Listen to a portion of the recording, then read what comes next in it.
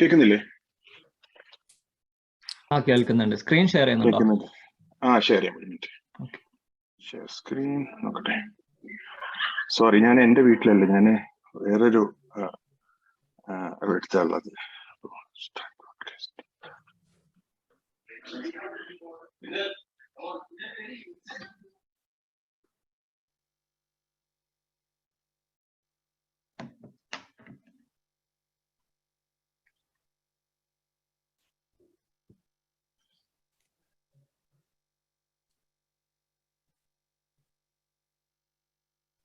Yes, okay. Hi, എൻ്റെ പേര് സമീറാണ്. ഞാൻ സമീർ ബിൻ ഖാലിദ്. ഞാൻ ഡെൻവറിലാണ്, കൊളറാഡോയില്. ഞാൻ കുറച്ച് നാളായി ക്രിപ്റ്റോയിലായിട്ട്, ഫ്യൂ ഇയേഴ്സ് ആയി. ഇപ്പൊ അടുത്ത് NFT ഇറങ്ങിയിട്ടുണ്ട്. അപ്പോ NFT കുറിച്ച് പറയാനാണ് എന്നോട് ആവശ്യപ്പെട്ടുള്ളത്. അപ്പോ അതിനെ കുറിച്ച് നമുക്കൊന്ന് സംസാരിക്കാം. ഞാന് ഓക്കെ, ഇപ്പൊ സ്ക്രീൻ മാറിയില്ലേ? ഇപ്പൊ NFT കാണുന്നില്ലേ? അതെ, കാണുന്നുണ്ട്. Okay, yes. Okay, yes. NFT ടോക്കൺസും NFTയും മറ്റ് ടോക്കൺസും തമ്മിലുള്ള മെയിൻ ഡിഫറൻസ് എന്താണെന്ന് വെച്ചാൽ, NFTs ഫഞ്ചബിൾ അല്ല. സാധാ ഇപ്പൊ ഇതീരിയം, ബാക്കി ബിറ്റ് കോയിൻ അങ്ങനത്തെ ഒക്കെ ഫഞ്ചബിൾ ആണ്. അതിന്റെ അർത്ഥം എന്താന്ന് വെച്ചാല്, ഏതൊരു Ethereum is just like any other Ethereum. ഒരു ഈത്ത് എടുത്തു കഴിഞ്ഞാൽ, ഒരു ഈത്ത് ഞാൻ നിങ്ങൾക്ക് അയച്ചാണ്, റൈറ്റ്? ആ eth is no different from any other ethereum in the world. They are all the same. They are you can track ഒരു ഇതീരിയം ഏത് വഴിയൊക്കെ പോയി, എവിടെ കൂടെയൊക്കെ പോയിട്ടുണ്ടെന്ന് ട്രാക്ക് ചെയ്യാൻ പറ്റും. But for all practical purposes they are the same. All practical purposes they are the same. പക്ഷെ ഇതീരിയം, ബിറ്റ് കോയിന്, അങ്ങനത്തെ ADA, XLR, യൂണി, ബാക്കി ആ ടോക്കൺസ് എല്ലാം, കോമ്പൗണ്ടിന്റെ ടോക്കൺസ് എല്ലാം ബ്ലോക്ക് ചെയിനിലെ ഒരു ഡേറ്റ പോയിന്റ് ആണ് actually, right? They are a data point on the block chain. ഈ NFT എന്ന് പറയുമ്പോൾ they are also data point on the block chain. ഉള്ളി ഡിഫറൻസ് എന്താണ്? NFTs are unique from each other. ഓരോ NFTയും യുണീക്ലി ഐഡന്റിഫൈ ചെയ്തിട്ടുണ്ട്. Unique properties ഉണ്ട് ഓരോ NFTക്കും. നമുക്കെല്ലാം രണ്ട് NFT എടുത്തിട്ട് രണ്ടിനും സെയിം പ്രോപ്പർട്ടീസ് കൊടുക്കാം, but that will still be two different NFTs. NFTs generally are ERC 721 standard. മറ്റേ ടോക്കൺസ്, ഇതീരിയം ബ്ലോക്ക് ചെയിനിൽ NFTs ജനറലി ഇതീരിയത്തിലാണ് ഏറ്റവും പോപ്പുലർ ആയിട്ടുള്ളത്, പക്ഷെ വേറെ ബ്ലോക്ക് ചെയിനുകളിലും ഉണ്ട്, റൈറ്റ്? അപ്പോ NFTs മറ്റേ ടോക്കൺസ്, ഇപ്പൊ യൂണി, കോമ്പൗണ്ട്, അങ്ങനത്തെ ബാക്കി ടോക്കൺസ് ഒക്കെ ERC 20 ഇതാണ്, പ്രോട്ടോകോൾ ആണ്, അല്ലെങ്കിൽ സ്റ്റാൻഡേർഡ് ആണ് ഫോളോ ചെയ്യുന്നത്. ഇത് ERC 721 ആണ് NFTs. ഓക്കെ, അപ്പോ അതാണ് മെയിൻ ഡിഫറൻസ്. എന്ന് വെച്ചാൽ എല്ലാം ടോക്കൺസ് ആണ്. ദേ are all tokens on the block chain. One is uniquely identifiable, uniquely tracked. The other ones, they are interchangeably used by consensus, social consensus. Okay, so NFT it's just a token. Our token it can point to anything in the world. It can point to a picture, it can point to a car, it can point to your house. So blockchain advocates expect in the future, they all will be tracked digitally on the blockchain. Like, why would you not do that? There are advantages and it's publicly available. And there are many things about it. But same like ഇപ്പൊ നിങ്ങളുടെ വീട് നോക്കിക്കഴിഞ്ഞാൽ, ഇപ്പൊ നിങ്ങളുടെ വീട് സ്ഥലം വാങ്ങണം. നമ്മളൊരു സ്ഥലം വാങ്ങണം. സ്ഥലം ആക്ച്വലി ഒരു പ്രത്യേക ഒരു സിറ്റിയിലെ ഒരു പ്രത്യേക ലൊക്കേഷനിലായിരിക്കും, right? But who owns that piece of land or who owns that house? Where is that tracked? That is tracked in the county office, right? നമ്മൾ ജീവിക്കുന്ന US-ലാണെങ്കിൽ നമ്മൾ ജീവിക്കുന്ന കൗണ്ടിയിൽ, നാട്ടിലാണെങ്കിൽ ഡിസ്ട്രിക്ട് ഓഫീസിലോ വില്ലേജ് ഓഫീസിലോ എവിടെയെന്ന് വെച്ചാൽ ഒരു കബേർഡിൽ ഒരു ഡോക്യുമെന്റിൽ എഴുതി വെച്ചിരിക്കുകയാണ്, this piece of land now belongs to this particular person A. അങ്ങനെയാണ് നമ്മളിപ്പോ റിയൽ വേൾഡിൽ ഇപ്പൊ താമസിക്കുന്നത്, അല്ലെ? നമ്മുടെ അസറ്റ് വീട് എവിടെയോ ആണ്, right? But the tracking of who owns it is on a paper in the cupboard in a office somewhere, right? അത് തമ്മിൽ എത്രയോ ദൂരം ഉണ്ടാവാം ചിലപ്പോ, റൈറ്റ്? സോ അതേപോലെ തന്നെ ആണ് NFT-കൾ. NFT-ലെ ബ്ലോക്ക് ചെയിനിലെ ഒരു ടോക്കൺ എന്ന് പറയുന്നത്, it is just a token showing who owns that token.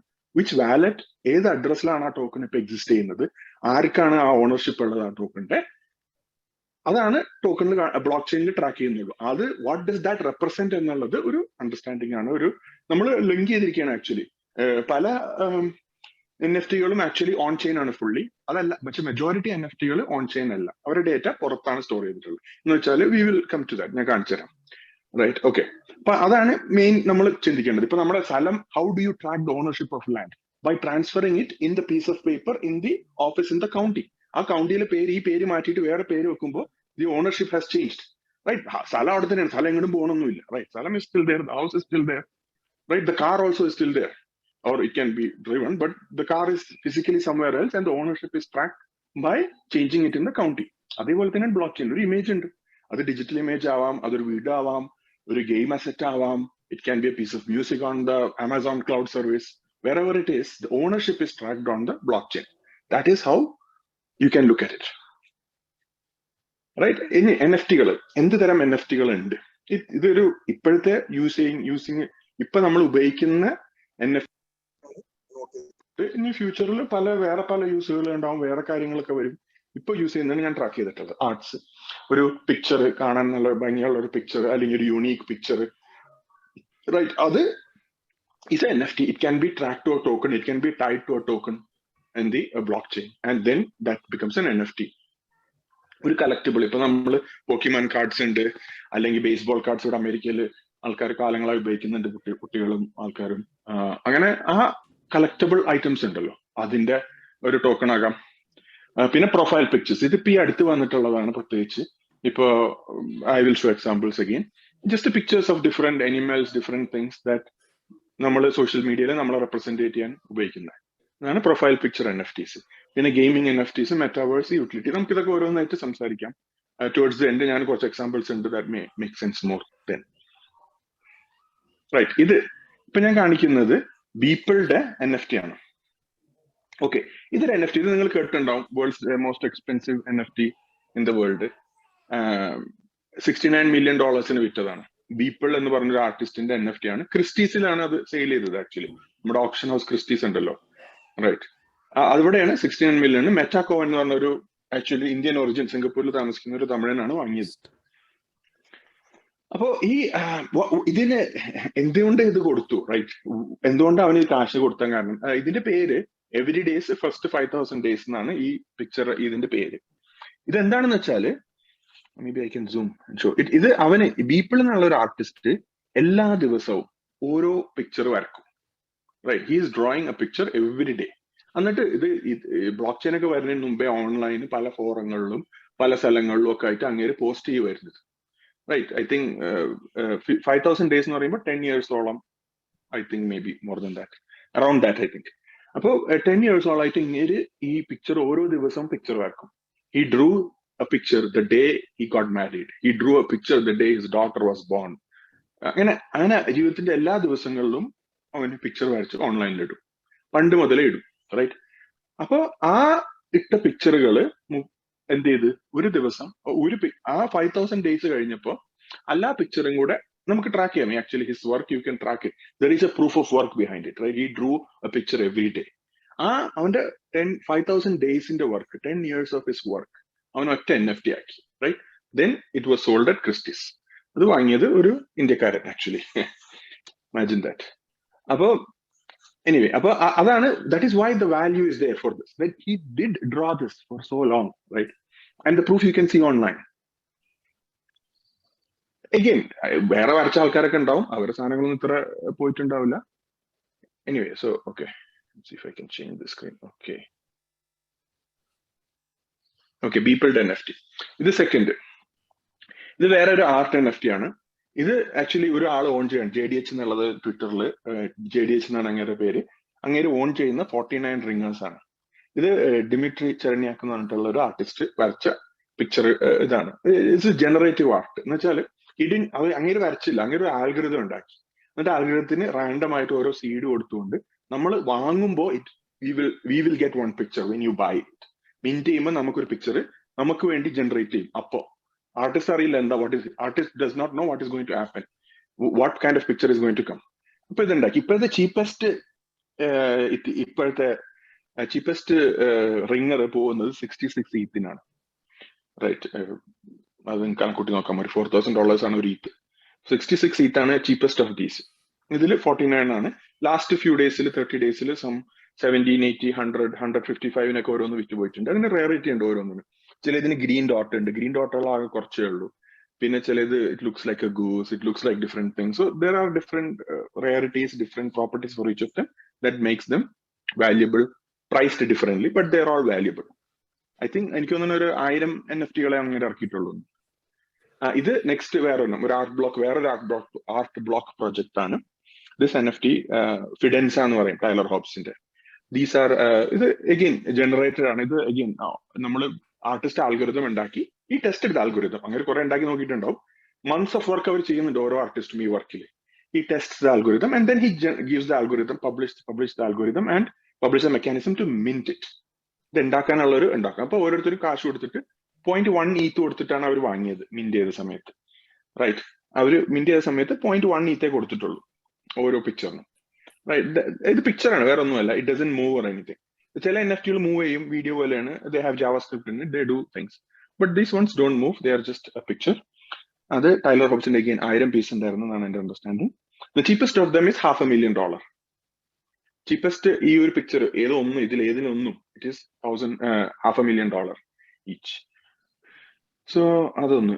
പിന്നെ നമ്മുടെ NFT, first NFT in the world. അപ്പൊ NFT ഞാൻ പറഞ്ഞില്ല, ERC 721 സ്റ്റാൻഡേർഡ് ആണ് NFT-കൾ. There is ERC 1155, but we will come to that. ERC 721 ആണ് മെയിൻ ആയിട്ട് ഉപയോഗിക്കുന്ന ആൾക്കാർ സ്റ്റാൻഡേർഡ്. ERC 721 വരുന്നതിന് മുമ്പ് ലാർവ ലാബ്സ് എന്നുള്ള ഒരു കമ്പനി, രണ്ടുപേര് actually, they started making these particular NFTs. അവര് NFT ആയിരുന്നില്ല, അവർ ആക്ച്വലി ERC 20 ടോക്കൺസ് ആണ് ഇവർ ആക്ച്വലി ഒറിജിനലി. അപ്പോ they started making them. You see the cost of them, right? This are the highest 12 sales of CryptoPunks. That's it. അത്രേ ഉള്ളൂ, നിങ്ങൾ കാണുന്നേ ഉള്ളൂ. It is a picture of that head of that thing. അത് alien ആണ് actually, the first one, right? It sold for $7 million March of this year. Yeah, and this the next one also is an alien. He's smoking a pipe. $7 million again. So pinna monkey ഭയങ്കര rare ആണ്, third one, right? It's also very expensive, $5 million.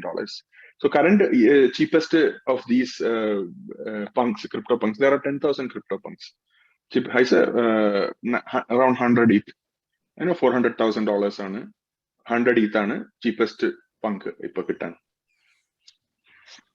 ഇത് നിങ്ങൾ കേട്ടിട്ടുണ്ടാവും ചിലപ്പോ. NBA top shots ആണ്. NBA top shots NBAയുടെ licensed videos ആണ്. ഇത് ആക്ച്വലി സ്മോൾ കളക്ടബിൾസ് പോലെയാണ്. സോ നമ്മൾ ആദ്യം കണ്ടത് ആർട്ട് ബ്ലോക്സ് ആണ് കുറച്ച്, right? They are art NFTs. So this is a profile picture NFTs. ഇതിന്റെ പ്രത്യേകത എന്ന് വെച്ചാൽ പല വലിയ വലിയ ക്രിപ്റ്റോ ആൾക്കാർ, എന്ന് വെച്ചാൽ കാലങ്ങളായിട്ട് ക്രിപ്റ്റോയിലുള്ള ആൾക്കാർ, അല്ലെങ്കിൽ they have enough money to buy a crypto punk, right? അവര് they use on social media. അവർ സ്വന്തം പേര് ഉപയോഗിക്കില്ല. ചിലർ സ്വന്തം പേര് ഉപയോഗിക്കും, പക്ഷെ സ്വന്തം പ്രൊഫൈൽ പിക്ചർ ഉപയോഗിക്കില്ല. ജനറലി ക്രിപ്റ്റോ ട്വിറ്ററിൽ ആരും അങ്ങനെ ഉപയോഗിക്കുന്നില്ല സ്വന്തം പ്രൊഫൈൽ. അവർ ഇങ്ങനത്തെ പ്രൊഫൈൽ പിക്ചേഴ്സ് ഉപയോഗിക്കും. ഇങ്ങനത്തെ പിക്ചേഴ്സ് ആണ്, ഒന്നില്ലെങ്കിൽ ഈ പങ്ക്. അപ്പൊ ഒരാള് ട്വിറ്ററിൽ ഒരു പങ്ക് ഓൺ ചെയ്യുന്ന ഒരാൾ എന്തെങ്കിലും പറഞ്ഞു കഴിഞ്ഞാൽ we give him that value, right? Because he owns a punk. Either he has been in the industry for long enough that he was able to get a punk cheap, or he's rich enough to own a punk, right? അപ്പൊ JZ നാളെ ഒരു പങ്ക് വാങ്ങി, visa ഒരു പങ്ക് വാങ്ങി, അങ്ങനെ they are all buying one punk each. There are people who own multiple punks, right? കുറെ ആൾക്കാരുണ്ട് actually. There is a article actually that's talked about one wallet has 100+ punks. So anyway, ഇത് NBA top shots ആണ്. ഇത് game collectible NFTs ആണ്, sports oriented ആണ്. ഇതിന്റെ വേറെ examples ഞാൻ കാണിക്കാം. ഇത് ആക്ച്വലി 10 സെക്കൻഡ് വീഡിയോ ആണ്. ഓരോ പ്ലേയിന്റെ, ഒരാൾ ഡങ്ക് ചെയ്യുന്നത്, അയാൾ സ്കോർ ചെയ്യുന്നതിന്റെ പോയിന്റ്സ് ആണ്. അത് നമുക്ക് വാങ്ങാം, വിൽക്കാം, you can sell it. So you may collect NFTs for each of the players in the team that you feel part of, or you want to connect with, something like that. NBA licensed ആണ്, അതുകൊണ്ട് they have some value. But again ഇത് പക്ഷെ ഇതുവരെ കണ്ടതെല്ലാം Ethereum block ചെയിനിലാണ്. ഇത് Ethereum block chain, ഇത് Flow എന്ന് പറഞ്ഞിട്ടുള്ള ഒരു ബ്ലോക്ക് ചെയിനിൽ, അവരില് ഡാപ്പർ ലാബ്സിന്റെ ഫ്ലോ എന്ന് പറഞ്ഞിട്ടുള്ള ഒരു ബ്ലോക്ക് ചെയിനിലാണ് ഇത് ഇഷ്യൂഡ്. ഇതിൽ ആക്ച്വലി ഒരു വീഡിയോ ഉണ്ടായിരുന്നു, പക്ഷെ അതിപ്പോ എനിക്ക് പ്ലേ ചെയ്യാൻ പറ്റുന്നില്ല, ഐപാഡ് ആയത് കാരണം. ആപ്പിൾ പ്രൊഡക്റ്റ് ആണ്, എന്താ ചെയ്യാ. Okay, next NFT marketplaces, right? അപ്പോൾ NFT എവിടെ വാങ്ങാൻ പറ്റും? You can buy them on OpenSea.io. That is the biggest marketplace for NFTs right now. Rareable, super rare, foundation. ഇത് ഈ ഫസ്റ്റ് 4-1 ETH based ആണ്. അധികം NFT-കൾ, അധികം വാല്യൂബിൾ NFT-കൾ നമ്മൾ കാശ് that's expensive that you can that cost a bit, people take little more seriously. Ethereum എല്ലാം issued. അടയിൽ കർഡാനോയിലുണ്ട് NFT-കൾ, പോൾക്കഡോട്ടിലുണ്ട് NFT-കൾ. Maybe even on Bitcoin, I don't know. There is a Stacks എന്ന് പറഞ്ഞിട്ട് ഒരു protocol, ഒരു പ്രൊജക്ട് ഉണ്ട് ബിറ്റ്കോയിന്റെ മേലെ ഓടുന്നത്. So I believe they have NFTs, not sure. ഈ ഫൗണ്ടേഷനിൽ Edward Snowden ഉണ്ടല്ലോ, നമ്മുടെ US നിന്ന് കുറെ പേപ്പർ അവരുടെ സീക്രട്ട് ഇൻഫർമേഷൻ ലീക്ക് ചെയ്ത്. എഡ്വേർഡ് സ്നോഡൻ റഷ്യയിലാണെന്ന് തോന്നുന്നു. ഇപ്പൊ അങ്ങേര് ഒരു NFT ഉണ്ടാക്കിയിട്ട് വിറ്റു, right? He sold it for almost $9 million, 2,200 ETH. ഫൗണ്ടേഷനിലാണ് അങ്ങേര് വിറ്റത്, right? So just FYI. Okay, എങ്ങനെ എങ്ങനെ നമുക്ക് NFT-കളിൽ ഇൻവെസ്റ്റ് ചെയ്യാൻ പറ്റും? നമ്മൾ നോക്കേണ്ടത് എന്ത് ടൈപ്പ് NFT ആണ്. There are different ways you evaluate different NFTs. The price could go up, down, what people are talking about and all these things. And art NFT-കളാകുമ്പോൾ artist is very important, right? Established artist ആണെങ്കിൽ that is good. New artist ആണെങ്കിൽ, but he should have people talking about him in social media, how engaged he is. And also ഇത്തീര്യത്തിലൊക്കെ ഇപ്പൊ priority കൊടുക്കുന്നത് digital native ആയിട്ടുള്ള artist. ഇപ്പൊ പുറത്ത് കുറെ artist ഉണ്ടാവും, അവര് പെട്ടെന്ന് വന്നിട്ട് ഐ എം റിലീസിങ് NFT എന്ന് വന്നിട്ട് NFT വിൽക്കാൻ നോക്കി കഴിഞ്ഞാൽ it may not sell very well. കാരണം എന്താണ്? People don't trust them, right? They don't know if they will stick around, they supportive of this industry and all that. പക്ഷെ ഈ ഇപ്പൊ ബീപ്പിൾ എന്ന് പറയുന്നത് ഡിജിറ്റൽ ആർട്ട് ഉണ്ടാക്കിയിരുന്ന ഒരാളാണ്. എക്സ്കോപ്പി വേറൊരു ഫേമസ് ആർട്ടിസ്റ്റ് ആണ്. അങ്ങനെ ഇതൊക്കെ ഭയങ്കര കോസ്റ്റ്ലി വിൽക്കുന്നുണ്ട്. പിന്നെ DK മോഷൻ, ഞാൻ കുറച്ച് എക്സാമ്പിൾസ് ഇത് കഴിഞ്ഞ് കാണിച്ചു തരാം. ഇന്റന്റിൽ ഞാൻ സ്ലൈഡിൽ വെച്ചിട്ടുണ്ട്. അതൊക്കെ ഭയങ്കര എന്താണ് പറയാ, അവരൊക്കെ കുറെ നാളുകളായിട്ട് ഡിജിറ്റലിയോ അല്ലെങ്കിൽ എത്തീരിയത്തിലോ NFT ഇതിലോ കുറെ നാളായിട്ടുള്ളതാണ്. So they have a value, right? പിന്നെ ഇന്നോവേറ്റീവ്, ഡെഫ് ബീഫ് എന്ന് പറഞ്ഞിട്ട് ഒരു ആർട്ടിസ്റ്റ് ഉണ്ട്. അയാൾ ഈ കൊല്ലോ കഴിഞ്ഞ കൊല്ലോ തുടങ്ങിയിട്ടുള്ളൂ. ലാസ്റ്റ് 2 years തുടങ്ങിയിട്ടുള്ളൂ. Is rather new to the industry. പക്ഷെ എന്താണ് പ്രത്യേകത? അങ്ങേരുടെ ഓഡിയോ ഉണ്ട് അതില്. പിന്നെ അതിന് he designs it in a specific way, in a C program ഉപയോഗിച്ച് ഒരു പ്രത്യേക രീതിയിൽ ഉണ്ടാക്കുന്നത്. Even one of his NFTs, the more it is moved around, the more it loses its audio quality. അങ്ങനെ അതിൽ കോഡഡ് ആണ് NFT-ല്. അവന്റെ എനിക്ക് തോന്നുന്നു സീരീസ് 3-ലോ 5-ലോ അങ്ങനെ ഒരു ഇതുണ്ട്. കുറച്ചെണ്ണേ ഉള്ളൂ, ഭയങ്കര എക്സ്പെൻസീവ് ആണ് അവന്റെ NFT-കളെല്ലാം. Def beef. സോ അതുണ്ട്. പിന്നെ അതാണ് ഇന്നോവേറ്റീവ്. അങ്ങനെയാണെങ്കിൽ it will sell well if you get something. ഇതിനൊക്കെ ഭയങ്കര വാല്യൂ. എല്ലാവരും everyone will be looking to buy these, so it will not be easy to buy them. പിന്നെ ആർട്ട് ബ്ലോക്സ് ഒരു പ്ലാറ്റ്ഫോമാണ്, artblocks.io. ഇപ്പൊ ഞാൻ നേരത്തെ കാണിച്ച ഫിഡൻസും റിംഗേഴ്സ് ഒക്കെ ഉണ്ടല്ലോ, അവരൊക്കെ ആർട്ട് ബ്ലോക്സിലാണ് ഇഷ്യൂ ചെയ്യുന്നത്. So that gives you a credence. Art ബ്ലോക്സിന് 3 ലെവൽ പ്രൊജക്ട്സ് ഉണ്ട്. Curated, playground, factory. അതിൽ ക്യൂറേറ്റഡ് ആണ് ഏറ്റവും ടോപ്പ് വാല്യൂ ഉള്ളത്. ഒരു പക്ഷേ ഒരു ആർട്ടിസ്റ്റിന് ഒരു സമയത്ത് ഒരെണ്ണെ he can actually issue only one curated collection. പിന്നെ എല്ലാം പ്ലേ ഗ്രൗണ്ടിലാണ് മറ്റേ ആർട്ടിസ്റ്റിന് ഇഷ്യൂ ചെയ്യാൻ പറ്റുക. ഞാൻ കാണിച്ചു തന്നില്ലേ ഫിഡൻസ ടൈലർ ഹോബ്സിന്റെ ആണ്. അപ്പൊ ടൈലർ ഹോബ്സ് നെക്സ്റ്റ് പ്ലേ ഗ്രൗണ്ടിൽ ഇഷ്യൂ ചെയ്തതിൽ starting price was around 500 ETH. I don't know if it sold for 500 ETH, but he started the Dutch auction started from 500 ETH. I don't know how much that is in dollars, but it was very expensive. പിന്നെ next ഞാൻ വേഗം പോവാണ്. There is a lot to talk about when if you're talking about NFTs, but okay, so next profile picture NFTs. Main ആയിട്ടുള്ളത് crypto punks ഞാൻ കാണിച്ചു തന്നു. Bored apes, cool cats, bulls on the block. ഞാൻ എൻ്റെ hold ചെയ്യുന്നതുകൊണ്ടാണ് ഞാൻ അത് അവിടെ add ചെയ്തത്. ബട്ട് ബാക്കിയത് 3 ഇപ്പോഴത്തെ ഏറ്റവും ടോപ്പ് ഇതിലേക്ക് കോങ്സ് എന്ന് പറഞ്ഞിട്ടുണ്ട്, അത് ഞാൻ ആഡ് ചെയ്തിട്ടില്ല. It's farming NFT actually. Okay, അപ്പൊ നമ്മൾ പ്രൊഫൈൽ പിക്ചർ NFT നമ്മൾ ഇൻവെസ്റ്റ് ചെയ്യാൻ ചിന്തിക്കുകയാണെങ്കിൽ നോക്കേണ്ടത് ആരാണ് ഇഷ്യൂ ചെയ്യുന്നത്. What is their history in the industry? Have they issued other projects before? Have they been in Ethereum space before? Are they in crypto before? അവർക്ക് വേറെ എന്തെങ്കിലും പ്രയർ വർക്ക് ഉണ്ടോ? Is there other big players behind them who we can trust? കുറെ ആൾക്കാർ കാശ് ഉണ്ടാക്കാൻ വേണ്ടി ഉണ്ടാവും, പെട്ടെന്ന് വന്ന് കുറച്ച് NFT-കൾ ഇഷ്യൂ ചെയ്ത് കുറച്ച് കാശ് ഉണ്ടാക്കാൻ. ഇപ്പൊ കുറെ thousands of, almost daily കുറെ thousands of profile picture NFTs are there, projects are there. ഇപ്പൊ ഡെയിലി തന്നെ കുറെ NFT-കൾ ഇങ്ങനെ ഉണ്ടാക്കുന്നുണ്ട്. ഇപ്പൊ ചിലത് പോവും, ചിലത് കയറൂല. It depends on how they look, how community engages with them and all that. അതിന്റെ സ്റ്റൈൽ എങ്ങനെയാണ്, കമ്മ്യൂണിറ്റി എൻഗേജ്മെന്റ് വെരി ഇമ്പോർട്ടന്റ്. അതിന് ഏത് പ്രൊജക്ടിനും ഗുഡ് കമ്മ്യൂണിറ്റി ചുറ്റുവട്ടുണ്ടെങ്കിൽ it will be going very, it will sell very well and it will be a good investment. പക്ഷെ നല്ല കമ്മ്യൂണിറ്റിയിലെ fake ആണ് കുറെ. ഡിസ്കോഡും ട്വിറ്ററും ആണ് മെയിൻ NFT-കളുടെ ആൾക്കാരുടെ വെന്യൂകൾ, സോഷ്യൽ മീഡിയ. അപ്പൊ ട്വിറ്ററിലൊക്കെ എത്ര ഫോളോവേഴ്സ് ഉണ്ടെന്ന് നോക്കും നമ്മളൊരു പ്രൊജക്ട് ലോഞ്ച് ചെയ്യുമ്പോൾ. അപ്പൊ ഇന്നാളെ അടുത്തൊരു മെറ്റാന്നാണ് തോന്നുന്നു എന്റെ പേര്, മെറ്റ എന്നുള്ളൊരു ഇതുണ്ടായിരുന്നു, മെക്കാവേഴ്സ് എന്നാണ് പേര്, സോറി, മെക്കാവേഴ്സ്. അതിൽ 30,000 ഫോളോവേഴ്സ് ഉണ്ടായിരുന്നു അവരുടെ ഡിസ്കോഡില്. 30,000 അല്ല, 200,000 ഫോളോവേഴ്സ് ഉണ്ടായിരുന്നു. One of the highest numbers of Discord groups ആയിരുന്നു. എന്നിട്ട് ആ ഗ്രൂപ്പ് പക്ഷെ അവര് വിറ്റപ്പോ നല്ല കാശായിരുന്നു, പക്ഷെ അത് താഴ്ന്നു. കാരണം എന്താ, കുറെ ഫേക്ക് ആയിരുന്നു എന്നൊക്കെ തോന്നുന്നു ആൾക്കാർക്ക്. ഫേക്ക് നമ്പേഴ്സ് ആയിരുന്നു അവർ കാണിച്ചിരുന്നത് എന്നൊക്കെ. എനിവേ, അപ്പൊ അത് community engagement is very important. How it looks, right, ആൾക്കാർ റിലേറ്റ് ചെയ്യാൻ പറ്റുന്ന സിമ്പിൾ ആയിരിക്കണം. ഒരു സിമ്പിൾ NFT-കളാണ് ഇപ്പൊ നന്നായി വിറ്റ് പോകുന്നത്. ഭയങ്കര എലോബറേറ്റ് ആയിട്ടൊന്നും പ്രൊഫൈൽ പിക്ചർ ആയിട്ട് ആൾക്കാർക്ക് താല്പര്യമില്ല. എത്ര എണ്ണം, ചിലത് 10,000 സെറ്റ് ആയിരിക്കും, ചില 1,000-ന്റെ സെറ്റ് ആയിരിക്കും. ഇപ്പൊ കൂൾ കാറ്റ്സ് എനിക്ക് തോന്നുന്നു 3,000 അങ്ങനെയൊക്കെ ഉള്ളൂ തോന്നുന്നു. അപ്പൊ അതുകൊണ്ട് ദാറ്റ് വാസ് എക്സ്പെൻസീവ്. പിന്നെ road map, what all are they planning to do? ഒരു കോമിക്സ് ഉണ്ടോ, വേറെ വല്ലതും ചെയ്യാൻ പ്ലാൻ ഉണ്ടോ? ഒരു ഇത് മാത്രം. ഇപ്പൊ ബുൾസ് ഓൺ ദ ബ്ലോക്ക് ഞാൻ വാങ്ങിയപ്പോ it was a bull, right, I got a NFT of a bull.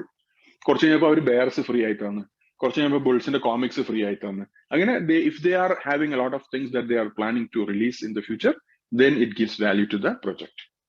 So you have to look at all those factors when you're trying to buy a profile picture NFT. Metaverse, then the hot topic. Again, metaverse very new one. നമ്മുടെ existing മെറ്റാവേഴ്സുകളുണ്ട്, decentralise Sandbox, Cryptovoxels ഒക്കെ പറഞ്ഞിട്ട്. അവിടെ നമുക്ക് സ്ഥലം വാങ്ങാൻ പറ്റും. And when you buy land, you look at where the land is, right? If you're buying land near bigger projects, it will be more expensive.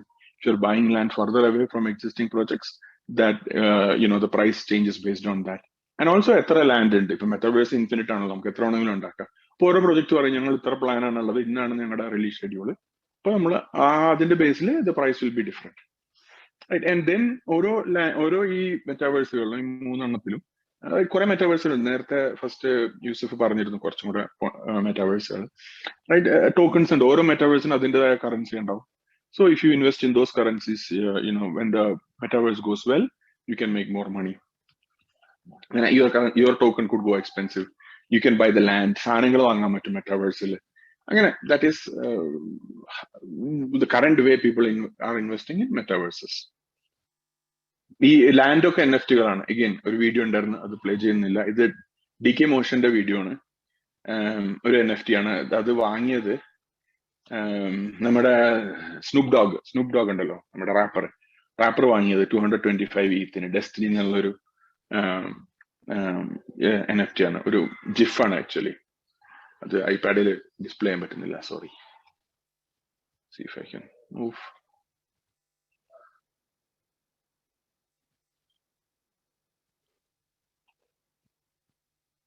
Okay, ഇതാണ് എന്റെ bull's on the block. ഇതില് ഈ റോബോട്ട് ബുള്ള് എന്റേതാണ്, ഞാൻ വാങ്ങിയതാണ്. മറ്റേത് online ഞാൻ just ഒന്ന് നല്ലത് നോക്കി പിക്ക് ചെയ്തതാണ്, lava bull. This is a bulls on the block NFT. They are rather cheap now. Mint ചെയ്തത് 0.7 ETH മിന്റ് ചെയ്തത്. Now they went up to 0.5 ETH, I think, at some point. Now they are 0.1 ETH. ഇപ്പൊ എന്താ പ്രശ്നം വെച്ചാൽ NFT മാർക്കറ്റില് ETHന്റെ price മേലെ പോകുമ്പോൾ NFT-കളുടെ price താഴെ പോകും. കാരണം ആൾക്കാർ പുറത്തുനിന്ന് വരുന്നവർ ചിന്തിക്കുക, ഇപ്പൊ NFT മാർക്കറ്റ് പ്ലേസ് എല്ലാം ETH-ലാണ്. Ethereum based NFT marketplace ETH-ലാണ് പ്രൈസ് ചെയ്യുന്നത്. ദാറ്റ് ചേഞ്ചസ് ബേസ്ഡ് ഓൺ, പക്ഷെ പ്രൈസ് ആൾക്കാർ പുറത്തുനിന്ന് വാങ്ങുമ്പോൾ അവർ വിചാരിക്കുമല്ലോ 1 ETH ആണോ 0.1 ETH ആണോ, how much that 0.1 ETH in dollars എന്ന് ചിന്തിക്കണോണ്ട് ആക്ച്വലി ETH-ന്റെ പ്രൈസ് മേലെ പോകുമ്പോൾ NFT-യുടെ പ്രൈസ് താഴെ കുറയും. This is dope Shiba. ഇത് അഗെയിൻ ഷിബ ഇനു ടോക്കൺസ് ഉണ്ടല്ലോ, അത് കൊടുത്ത് വാങ്ങാൻ പറ്റും actually. That is the price in dope Shiba. They are pretty cheap, they are 0.202 or 0.3. And another thing is that NFTs will not go below 0.3. This is actually the floor, because the gas price will be more. NFT vangan, it will cost some $20, $30, $40, $60, Appo actually the gas will be more, so people won't buy. So അങ്ങനെ ഒരു കാര്യമുണ്ട് NFT-കൾക്ക്. Again, NFT layer 1 ആണ് ETH-ല്, ഇനി layer 2-ലും മറ്റ് സ്ഥലങ്ങളിൽ വരുമ്പോൾ it will be cheaper. ഇത് again ഇപ്പൊ സ്പോർട്സ് പേഴ്സണാലിറ്റികൾ, സ്പോർട്സ്മെൻ ഉണ്ടല്ലോ ഇവിടുത്തെ, അവര് NFT റിലീസ് ചെയ്യും. This first one is LaMelo Ball, rookie of the year ആയിരുന്നു, NBA rookie of the year ആയിരുന്നു. ഈ gold evolve NFT അവന്റെ first one, it sold for 3 ETH. Now I think the cheapest one is like 9 ETH. These gold evolve NFTs. The second one is Floyd Mayweather, boxer ഉണ്ടല്ലോ Floyd Mayweather, അവന്റെ NFT ആണത്. അത് വാങ്ങി, അത് mint ചെയ്തപ്പോ 0.7 ETH ആയിരുന്നു. now ഭയങ്കര ചീപ്പായി, അത് ഇടിഞ്ഞു മാർക്കറ്റ്, സക്സസ്ഫുൾ ആയില്ല. നെക്സ്റ്റ് വണ് നമ്മുടെ മൈക്ക് ടൈസന്റെ NFT ആണത്, അവര് NFT റിലീസ് ചെയ്തിട്ടുണ്ട്. അങ്ങനെ വലിയ പ്ലേയേഴ്സ് ഒക്കെ ഇപ്പൊ NFT റിലീസ് ചെയ്യുന്നുണ്ട്. I think that's all I have. ഇനി പിന്നെ ക്വസ്റ്റ്യൻസ് ഉണ്ടെങ്കിൽ നമുക്ക് ആൻസർ ചെയ്യാം. Thank you Sameer. എല്ലാവർക്കും NFTസും മെറ്റാവേഴ്സിനെ കുറിച്ച് ചെറിയൊരു ഐഡിയ കിട്ടുമെന്ന് മനസ്സിലാകുന്നു. ഇഷ്ടംപോലെ വീഡിയോസ് യൂട്യൂബിൽ അവൈലബിൾ ആണ്, ഗൂഗിളിൽ നോക്കി കഴിഞ്ഞാൽ ഇഷ്ടംപോലെ ഇൻഫർമേഷൻ കിട്ടും. അപ്പൊ എല്ലാവരും റിസർച്ച് ചെയ്തതിനെ കുറിച്ച്. ഇതൊരു big space, upcoming big space ആണ്. കറന്റ്ലി നല്ല ഹോട്ട് ടോപ്പിക് ആണ്. ഇനി അങ്ങോട്ട് ഇതിന്റെ ഡിമാൻഡ് കൂടി വരുള്ളൂ. അപ്പൊ എല്ലാവരും നല്ലപോലെ റിസർച്ച് ചെയ്തിട്ട് ഇതിൽ ഇൻവെസ്റ്റ്മെന്റ് നടത്താം. അടുത്തതായിട്ട് എന്റെ ടോപ്പിക്കാണ്. ഇതൊക്കെ ചെയ്താലും നമ്മൾ എപ്പോൾ വാങ്ങണം, എപ്പോൾ വിൽക്കണം, അതിന് ടെക്നിക്കൽ അനാലിസിസും ഫണ്ടമെന്റൽ അനാലിസിസും നടത്തിയിട്ടാണ് ചെയ്യുക. Myself Tanveer Mecheri, automation engineer ആണ്, ലണ്ടൻ ഒണ്ടാരിയോ കാനഡയിലാണ്. 2017 മുതൽ ക്രിപ്റ്റോ ഇൻവെസ്റ്റർ ആണ്. ഇപ്പോ ട്രേഡിങ് തുടങ്ങിയിട്ട് 1 വർഷമായിട്ടുള്ളൂ. അതുകൊണ്ട് ടെക്നിക്കൽ അനാലിസിസ് ഞാൻ വളരെ ബേസിലാണ് പറഞ്ഞു പോകുന്നത്. ഒരു ഇൻവെസ്റ്റിംഗ് പെർസ്പെക്റ്റീവിൽ മാത്രം പറയുന്നത്, ഒരു ട്രേഡർ പെർസ്പെക്റ്റീവിൽ അല്ല പറയുന്നത്. സോ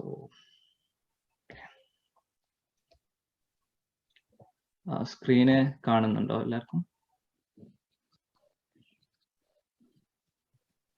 കാണാം ബ്രോ. ഓക്കെ. ഫസ്റ്റ് നമ്മള് എന്ത് വാങ്ങുകയാണെന്നുണ്ടെങ്കിലും നമ്മൾ ഡിസൈഡ് ചെയ്യണം.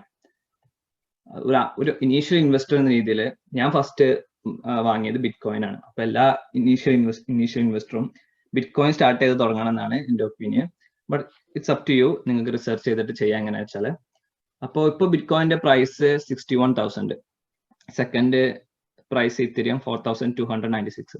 അപ്പോൾ പലർക്കും തെറ്റിദ്ധാരണ ഉണ്ട്, $61,000 ഉണ്ടെങ്കിൽ മാത്രമേ ഒരു ബിറ്റ്കോയിൻ വാങ്ങാൻ പറ്റുള്ളൂ. അങ്ങനെയൊന്നുമില്ല. നിങ്ങൾക്ക് $100 ആണെങ്കിലും $10 ആണെന്നുണ്ടെങ്കിലും ബിറ്റ്കോയിൻ വാങ്ങിക്കാം. പക്ഷെ അതിന്റെ ഫ്രാക്ഷണൽ മാത്രമേ കിട്ടുള്ളൂ. അങ്ങനെ തന്നെയാണ് എല്ലാ കോയിൻസിനും.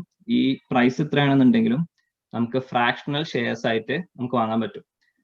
ഇപ്പോ ഒരു ഇനീഷ്യൽ ഇൻവെസ്റ്റിംഗ് പെർസ്പെക്റ്റീവിൽ പറയാണ്, ഇന്ന് ഇൻവെസ്റ്റ് ചെയ്യാൻ പോകുന്ന ഒരാളെ ഒരു ടെക്നിക്കൽ, അയാൾ എന്താ ചെയ്യേണ്ടത്, അല്ലെങ്കിൽ ഞാൻ എന്താണ് ചെയ്യുക, ഞാനൊരു ഇൻവെസ്റ്റർ ആണെന്നുണ്ടെങ്കിൽ ഞാൻ എന്താ ചെയ്യുക, അതാ ഞാൻ ജസ്റ്റ് കാണിക്കുന്നത്. അപ്പൊ ബിറ്റ്കോയിനിലാണ് ഞാൻ ഇൻവെസ്റ്റ് ചെയ്യാൻ ഉദ്ദേശിക്കുന്നത്, ഇന്നാണ് ഇൻവെസ്റ്റ് ചെയ്യാൻ ഉദ്ദേശിക്കുന്നത്. എന്റെ പൈസ ട്രാൻസ്ഫർ ചെയ്തു. അപ്പൊ ഞാൻ ഫസ്റ്റ് പോകുന്നത്, കുറെ എക്സ്ചേഞ്ചുകളും കാര്യങ്ങളൊക്കെ ഉണ്ട്, പക്ഷെ അവർക്ക് എല്ലാവർക്കും ഇതേപോലെ ചാർട്ട് ഉണ്ടായിക്കൊള്ളണമെന്നൊന്നുമില്ല. അതുകൊണ്ട് ഫസ്റ്റ് ഞാൻ പോകുന്നത് ട്രേഡിംഗ് വ്യൂ എന്ന് പറഞ്ഞ ഈ വെബ്സൈറ്റിലോട്ടാണ്. അതിലൊരു ചാർട്ട് ഓപ്ഷൻ ഉണ്ട്. അപ്പൊ എനിക്ക് ഇൻവെസ്റ്റ് ചെയ്യേണ്ട കോയിന് ഞാൻ ഇവിടെ ടൈപ്പ് ചെയ്യും, ബിറ്റ്കോയിൻ ടെതർ USD. ഇതാണ് ബിറ്റ്കോയിന്റെ ചാർട്ട്. ഞാന് ഒരു ലോങ് ഇൻവെസ്റ്റിംഗ് പെർസ്പെക്റ്റീവ് ചിന്തിക്കുന്നത്. 1 വർഷം, 2 വർഷം, 5 വർഷം, 10 വർഷത്തിന് ഹോൾഡ് ചെയ്യണ ഒരു പെർസ്പെക്റ്റീവിലാണ് ഞാൻ ചിന്തിക്കുന്നത്. അപ്പൊ ഞാൻ ഈ ചെറിയ ടൈം ഫ്രെയിം ഒന്നിട്ടൊരു കാര്യമില്ല. കാരണം ചെറിയ ടൈം ഫ്രെയിം ഇടാണെന്നുണ്ടെങ്കിൽ ഉണ്ടല്ലേ, ഡിഫറൻസ് പ്രൈസ് ഇങ്ങനെ ഡിഫറെന്റ് ആയിക്കൊണ്ടേയിരിക്കും. അപ്പൊ നമുക്ക് ഒരു കറക്റ്റ് ഒരു ബൈ പോയിന്റോ അല്ലെങ്കിൽ ഒരു സെൽ പോയിന്റോ നമുക്ക് മനസ്സിലാക്കാൻ ഭയങ്കര ബുദ്ധിമുട്ടാണ്. അത്രയും ചാർട്ട് റീഡ് ചെയ്താലേ അത് മനസ്സിലാക്കാൻ പറ്റുള്ളൂ. അപ്പൊ ലോങ് പെർസ്പെക്റ്റീവിലാകുമ്പോൾ ഒന്നെങ്കിൽ മന്ത്ലി ചാർട്ട് ഇടാം, അപ്പൊ നമുക്ക് കുറച്ചും കൂടി വൃത്തിയായിട്ട് ഇത് കിട്ടും.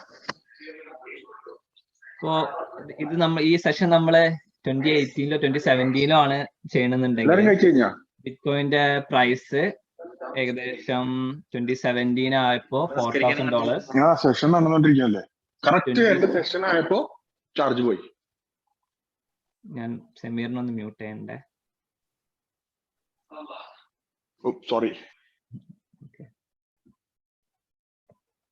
ഇപ്പൊ 2017 എന്റെ ഫസ്റ്റ് ഇൻവെസ്റ്റ്മെന്റ് ഞാൻ ചെയ്യുന്നത്. അന്ന് ബിറ്റ്കോയിന്റെ പ്രൈസ് 3,000 4,000 എന്തായിരുന്നു, ഈ റേഞ്ചിലാണ് ഞാൻ ഇൻവെസ്റ്റ് ചെയ്യുന്നത്.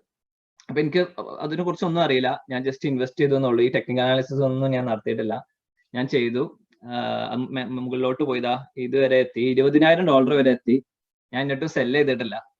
സെല്ല് ചെയ്യാത്തപ്പോ പിന്നെ കുറെ bad news, bit coin ban ചെയ്തു, ഇല്ലീഗലാണ്, അതാണ് ഇതാണെന്ന് പറഞ്ഞ കുറെ ബാഡ് ന്യൂസ് വന്ന് പ്രശ്നത്തിലായി. ബിറ്റ് കോയിൻ നേരെ $20,000 ഉള്ളിടത്തുനിന്ന് നേരെ ഈ $3,000 തന്നെ തിരിച്ചുപോയി. ഞാൻ എത്രയാണോ വാങ്ങിയത് അതിലേക്ക് തന്നെ തിരിച്ചുപോയി. അപ്പൊ എനിക്ക് അതിൽ എല്ലാരും പറയുന്ന പോലെ അതിൽ വിശ്വാസം നഷ്ടപ്പെട്ടു. ഇത് ബബിളാണ് അല്ലെങ്കിൽ സ്കാം ആണെന്ന് എനിക്കും ഫീൽ ചെയ്തുകൊണ്ട് ഞാൻ അതിനെ കുറിച്ച് റിസർച്ച് ഒന്നും ചെയ്യാൻ നിന്നില്ല. പിന്നെ ഇത് എന്താണ് ഇതിന്റെ ടെക്നോളജി ഒന്നും ചെയ്തില്ല, വാങ്ങിച്ചത് അവിടെ തന്നെ ഇട്ടു.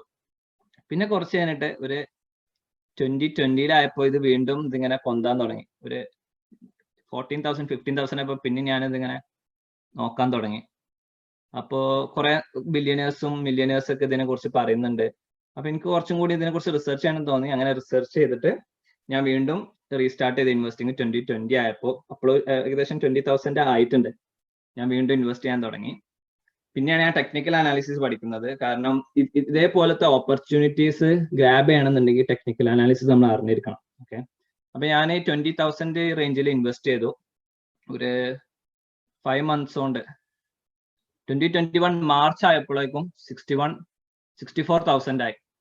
ഈ 64,000 ആയപ്പോഴേക്കും ഇനിയും $100,000 എത്തുന്നതാണ് അനലിസ്റ്റുകളൊക്കെ പറഞ്ഞത്. പക്ഷെ അപ്പോഴേക്കും ചൈന ബാൻ ചെയ്തു, ടെസ്ല ബിറ്റ് കോയിൻ ആക്സെപ്റ്റ് ചെയ്യില്ല എന്ന് പറഞ്ഞു. അങ്ങനെ കുറെ നെഗറ്റീവ് ന്യൂസ് വന്നു, തിരിച്ച് താഴോട്ട് വന്നു. ഇപ്പോ ഇവിടുന്ന് വാങ്ങിച്ച ഒരാൾക്ക് ഏകദേശം 50% നഷ്ടത്തിലാണ് അയാളുള്ളത്. അപ്പോ ഞാനിപ്പോ ഈ ഒരു സമയത്താണെന്നുണ്ടെങ്കിൽ ഒരു പുതിയ ഇൻവെസ്റ്റർ എന്ന് വെച്ച് നോക്കുമ്പോൾ 50% നഷ്ടത്തിലായി. അത് ഇനിയും താഴേക്ക് പോകുമ്പോൾ വിചാരിച്ച് വെയിറ്റ് ചെയ്യും. പക്ഷെ അത് നമുക്ക് ടെക്നിക്കൽ അനാലിസിസ് ഉണ്ടെന്നുണ്ടെങ്കിൽ ആ വെയിറ്റ് നമുക്ക് ഒഴിവാക്കാം.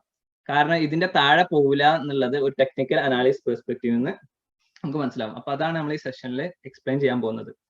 അതിന് 2 കാര്യങ്ങളാണ് ഞാൻ യൂസ് ചെയ്യാറ്. ഒന്ന്, ഇൻഡിക്കേറ്റേഴ്സ് പോയിട്ട് RSI, റിലേറ്റീവ് സ്ട്രെങ്ത് ഇൻഡെക്സ് എന്ന് പറയും, അത് സെലക്ട് ചെയ്യും. ഈ ഒരു ലൈനാണത്.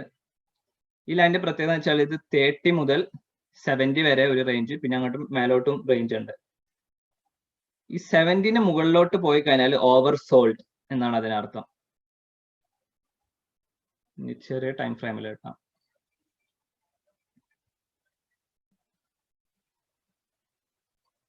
അതേപോലെ ഈ ക്രാഷ് വന്ന സമയത്ത് ഇത് 30ക്ക് താഴെയാണ് പോയത് എന്ന് വെച്ചാൽ ഓവർ സോൾഡ്, സോറി 70 മേലെ പോയ ഓവർ ബോട്ട് എന്നും താഴെ പോകണേ ഓവർ സോൾഡ് എന്നാണ് പറയുന്നത്. അപ്പൊ ഈ ഓവർ ബോട്ട് കണ്ടീഷൻ ആകുമ്പോഴേക്കും നമുക്ക് ഒരു ഹിഞ്ച് ഉണ്ട്, ഇത് ഇതുവരെ പോവുള്ളൂ, ഇനി അങ്ങോട്ട് പോകാനുള്ള ചാൻസ് കുറവാണ്. അപ്പൊ $60,000 വാങ്ങിക്കാൻ വിചാരിക്കുന്ന ഒരാള് ഈ ടെക്നിക്കൽ അനാലിസിസ് നടത്തിയിട്ടാണ് വാങ്ങിക്കണമെന്നുണ്ടെങ്കിൽ അയാൾ ഒരിക്കലും ഇവിടുന്ന് വാങ്ങിക്കാൻ നിൽക്കില്ല. കാരണം ഓൾറെഡി ഇത് ഓവർ ബോട്ടാണ്, ഏത് നിമിഷം കറക്ഷൻ ഉണ്ടാവാം. അപ്പോ ഇറ്റ്സ് ബെറ്റർ ടു വെയിറ്റ്, കുറച്ച് വെയിറ്റ് ചെയ്യാം. കുറച്ച് വെയിറ്റ് ചെയ്ത് ബാഡ് ന്യൂസ് ഒക്കെ വന്നുകൊണ്ടാണ് ഇത്ര താഴെ പോയത്. സാധാരണ ഇത്ര താഴെ പോകാറില്ല. 50% ക്രാഷ് ഒക്കെ എന്ന് പറഞ്ഞാൽ ഭയങ്കര വലിയ ക്രാഷ് ആണ്.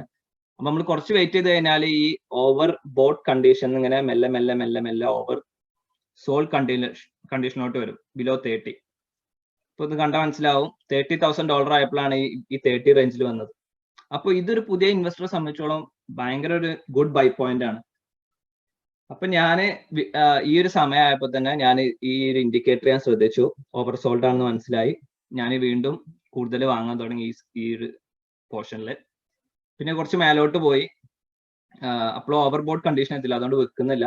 പിന്നെ നേരെ വീണ്ടും ചെറിയൊരു രീതിയിൽ ഒരു ക്രാഷ് വന്ന് വീണ്ടും $30,000 പോയി. ഞാൻ ചാർട്ട് ഒന്ന് ജസ്റ്റ് ഒന്ന് നോക്കിയാൽ തന്നെ മനസ്സിലാവും, 1 വട്ടം 2 വട്ടം 3 വട്ടം നമുക്ക് $29,000 വാങ്ങിക്കാനൊരു ഓപ്പർച്യൂണിറ്റി കിട്ടി. അപ്പോഴേക്കും ബയേഴ്സ് വന്നിട്ട് ആ പ്രൈസ് താഴേക്ക് കൊണ്ടുപോകുന്നില്ല, ബയേഴ്സ് വന്നിട്ട് കൂട്ടിക്കൊണ്ടുവരാണ്. അപ്പൊ ഈ ഒരു അനാലിസിസ് നമുക്ക് മനസ്സിലാവും, ഓക്കെ ഇത് ഇതിന്റെ ഒരു സപ്പോർട്ടായി ആക്ട് ചെയ്യുന്നുണ്ട്, അതിനെ താഴേക്ക് സെല്ലേഴ്സിന് കൊണ്ടുപോകാൻ പറ്റുന്നില്ല എന്നുള്ളത് ഏകദേശം ഒരു ഐഡിയ നമുക്ക് കിട്ടും. അപ്പൊ നമുക്ക് ഇവിടുന്ന് ഈ ഒരു over sold condition bitcoin പോലത്തെ ഒരു മോസ്റ്റ് വാല്യുബിൾ അസറ്റ് വാങ്ങിക്കുന്നത് കുറച്ച് ഒരു സേഫ് കണ്ടീഷനാണ്. അപ്പൊ നമ്മൾ ഇവിടുന്ന് വാങ്ങിച്ചു. ഇപ്പോ ആ ബിറ്റ് കോയിൻ നല്ല ന്യൂസ് ഒക്കെ വന്ന് മുകളിലോട്ട് പോയി. അപ്പൊ കറന്റ് വാല്യൂ ഇന്ന് നമ്മൾ ഇൻവെസ്റ്റ് ചെയ്യണോ ഇല്ല എന്നാണ് ഇനി അടുത്ത ചോദ്യം. അപ്പൊ വീണ്ടും നമ്മൾ ഈ ടെക്നിക്കൽ അനാലിസിസിലോട്ട് വരികയാണ്. ഇങ്ങനെ വരുമ്പോൾ ഈ RSI ഇൻഡിക്കേറ്റർ തന്നെ ആദ്യം നമ്മൾ നോക്കാം. ഓവർ ബോട്ട് ആയിട്ടില്ല. ഓവർ ബോട്ട് ഇവിടെ 66,000 എത്തിയപ്പോഴായിരുന്നു ഓവർ ബോട്ട് ആയത്. താഴത്തേക്ക് വന്നുകൊണ്ടിരിക്കുന്നുണ്ട്. ഒരു 57. ഓക്കെ, ഇപ്പൊ ഒരു ഇൻവെസ്റ്റർ ആണെന്നുണ്ടെങ്കിൽ ഞാൻ എന്റെ ഒരു പെർസ്പെക്റ്റീവില് കുഴപ്പമില്ല.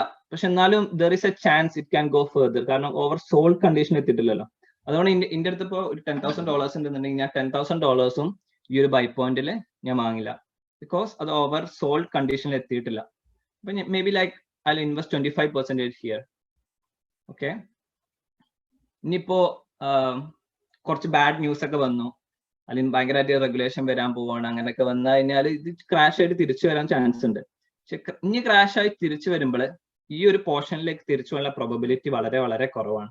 കാരണം ഓൾറെഡി 3 റിജക്ഷൻസ് കഴിഞ്ഞിട്ട് മുകളിലോട്ട് പോയി. ഇനി ഒരു ക്രാഷ് വരികയാണെന്നുണ്ടെങ്കിൽ ഈ ഒരു RSI ഇൻഡിക്കേറ്റർ നോക്കിയാൽ മതി. ഏകദേശം ഇവിടെ എത്തുമ്പോൾ നല്ലൊരു ബൈ പോയിന്റ് ആയിട്ട് നമുക്ക് കിട്ടും. പിന്നെ നമുക്ക് ഇഷ്ടംപോലെ ഡിഫറെന്റ് ഇൻഡിക്കേറ്റേഴ്സ് ഉണ്ട്. ഇത് ലീനിയർ റിഗ്രഷൻ എന്ന് പറഞ്ഞൊരു ഇൻഡിക്കേറ്റർ ആണ്. ഇത് ഞാൻ വെരി റീസെന്റ് പഠിച്ചതാണ്. ഒരു കോയിന് അപ് ട്രെൻഡിങ് ആണോ ഡൗൺ ട്രെൻഡിങ് ആണോ എന്ന് അറിയാൻ വേണ്ടിയിട്ടുള്ള ഒരു ഇൻഡിക്കേറ്റർ ആണിത്. ഇപ്പൊ ഇത് ക്ലിയർലി ബിറ്റ് കോയിൻ്റെ നോക്കുകയാണെങ്കിൽ അത് അപ് ട്രെൻഡിങ് ആണ്. അപ്പോൾ ഒരു ഇൻവെസ്റ്ററെ സംബന്ധിച്ചിടത്തോളം ഇവിടെയാണ് നിൽക്കുന്നുണ്ടെങ്കിൽ ഇത് ഓൾറെഡി അപ് ട്രെൻഡിന്റെ ടോപ്പില് തട്ടി നിൽക്കുകയാണ്. അപ്പൊ ഇവിടുന്ന് വാങ്ങുന്നത് ബുദ്ധിയല്ല. അപ്പൊ നേരെ ഈ ഒരു പോർഷനിൽ എത്തുന്ന വരെ വെയിറ്റ് ചെയ്യാം. മാർക്കറ്റ് നമ്മൾ മനസ്സിലാക്കേണ്ട ഒരു കാര്യം എന്താ വെച്ചാൽ market will always give an opportunity. അപ്പോൾ നമ്മള് ഫിയർ ഓഫ് മിസ്സിംഗ് ഔട്ട് എന്ന് ടേം നേരത്തെ യൂസഫ് ഭായ് പറഞ്ഞു. അപ്പൊ അത് വെച്ച് കയറുകയാണെങ്കിൽ there is a higher chance that you will panic sell. നമ്മളിപ്പോ 67,000 ആകുമ്പോൾ നമ്മൾ ഈ ടെക്നിക്കൽ അനാലിസിസ് നടത്താതെ വാങ്ങി. അപ്പൊ നമ്മൾ ഈ റെഡ് ക്യാൻഡില് കണ്ട് ഏകദേശം 10 days കൊണ്ട് $10,000 കുറഞ്ഞു. അപ്പോഴൊക്കെ നമ്മൾ പാനിക്കായി. ഓക്കെ ഇനി താഴെ പോകുന്ന വിചാരിച്ചിട്ട് നമ്മൾ സെല് ചെയ്യും. ആ $10,000 അങ്ങനെ നമുക്ക് പെർമനന്റ് ആയിട്ട് നഷ്ടപ്പെടും. പക്ഷെ ഇവിടെ മാർക്കറ്റിൽ നിന്ന് നമ്മൾ എവിടുന്നാണോ സെല് ചെയ്തത് അവിടുന്ന് ബയേഴ്സ് വന്നു.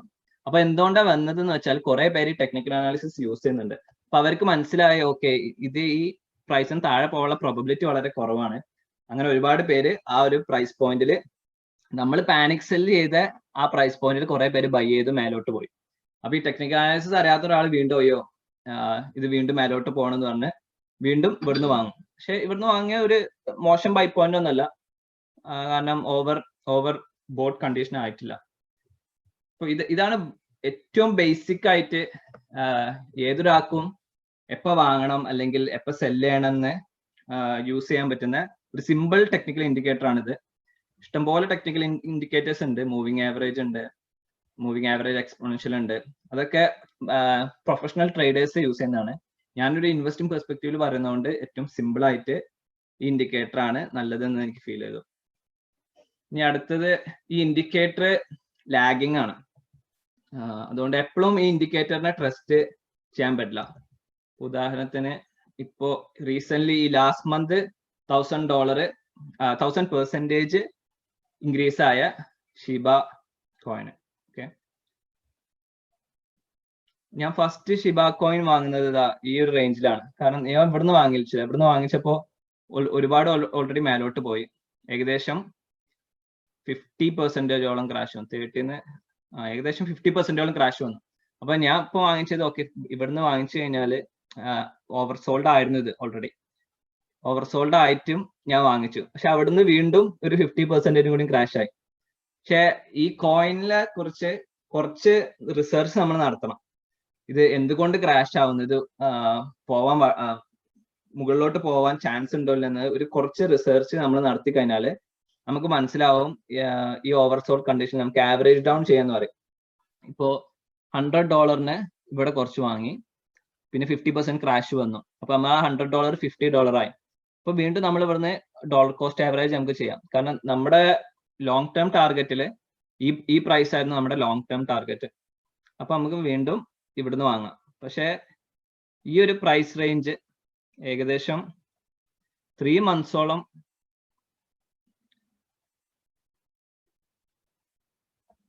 ഏകദേശം 4 monthsോളം ഈ പ്രൈസ് റേഞ്ചിൽ ഇങ്ങനെ കിടന്ന് കളിച്ചത്. അതിന് അക്യുമുലേഷൻ എന്ന് പറയും. ബയേഴ്സിനും സെല്ലേഴ്സിനും കൺട്രോൾ ഇല്ല, അതിങ്ങനെ സൈഡ് വൈസ് മൂവ് ചെയ്തുകൊണ്ടിരിക്കും. ആ സൈഡ് വൈസ് മൂവ്മെന്റ് ആണ് ഒരു ഇൻവെസ്റ്റിംഗ് പെർസ്പെക്റ്റീവില് ഏറ്റവും നല്ല സമയം വാങ്ങാൻ. കാരണം ഒരു നല്ല ന്യൂസ് അങ്ങ് വന്നു കഴിഞ്ഞാല് ഈ ഒരു ബ്രേക്ക്ഔട്ട് എന്ന് പറയുന്നത് ഇവിടെ നിങ്ങൾക്ക് കണ്ടാൽ മനസ്സിലാവും.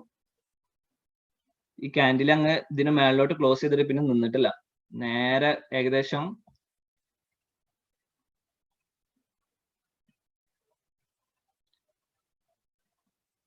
ഏകദേശം 1200% വിത്തിൻ എ മന്ത് ആണിത്. ഒരു അസറ്റും ലോകത്ത് ഒരു അസറ്റും 1 month കൊണ്ട് 1000% കയറാൻ വളരെ വളരെ ലെസ് ചാൻസ് ആണ്. അപ്പോ അത്രയും ഒരു ബിഗ് ഓപ്പർച്യൂണിറ്റി ആണ് ക്രിപ്റ്റോ പോലെ നമുക്ക് കിട്ടുന്നത്. അപ്പൊ ഈ ടെക്നിക്കൽ അനാലിസിസും കൂടി നമ്മൾ അപ്ലൈ ചെയ്ത് കഴിഞ്ഞാല് എപ്പോൾ സെല് ചെയ്യണം, എപ്പോൾ എക്സിറ്റ് ചെയ്യണം എന്നുള്ള ഒരു ചെറിയ ഐഡിയ കിട്ടും. ഇപ്പൊ ഈ ഒരു സമയത്ത് നോക്കുകയാണെന്നുണ്ടെങ്കിൽ ഈ ഒരു സമയമായപ്പോൾ ഞാൻ എക്സിറ്റ് ആയി. കാരണം ഇതിന്റെ റൂള് പ്രകാരം ഇത് ഭയങ്കര ഓവർബോട്ടാണ്. അപ്പൊ ഏത് നിമിഷമാണെങ്കിലും ക്രാഷ് ഉണ്ടാവാം. അപ്പൊ ഞാൻ ഇവിടുന്ന് എക്സിറ്റ് ആയി. ഇവിടുന്ന് എക്സിറ്റ് ആയിട്ട് ഞാൻ വിചാരിച്ച പോലെ തന്നെ ക്രാഷ് വന്നു, തിരിച്ച് ഇവിടുന്ന് ക്രാഷ് വന്നു. അപ്പൊ ഞാൻ വീണ്ടും ചെറിയ പൊസിഷൻ എൻ്റർ ആയി, ഫുൾ എൻ്റർ ആവാതെ ചെറിയ പൊസിഷൻ എൻ്റർ ആയി. പക്ഷെ അപ്പോഴും ഈ ഓവർ സോൾഡ് കണ്ടീഷനിലേക്ക് പോയിട്ടില്ല, ജസ്റ്റ് ഓവർ ബോട്ടിന്ന് കുറച്ച് താഴെ വന്നിട്ടുള്ളൂ, അതുകൊണ്ട് എൻ്റർ ആയത്. പക്ഷെ അവിടുന്ന് ബയേഴ്സ് വീണ്ടും വന്നു, കാരണം അത്രക്ക് നല്ല ന്യൂസ് ആണ് ഷിബക്ക് വന്നുകൊണ്ടിരുന്നത്. അവർ ഷിബ NFTs റിലീസ് ചെയ്തു, ഷിബ സ്വാപ്പ് റിലീസ് ചെയ്തു.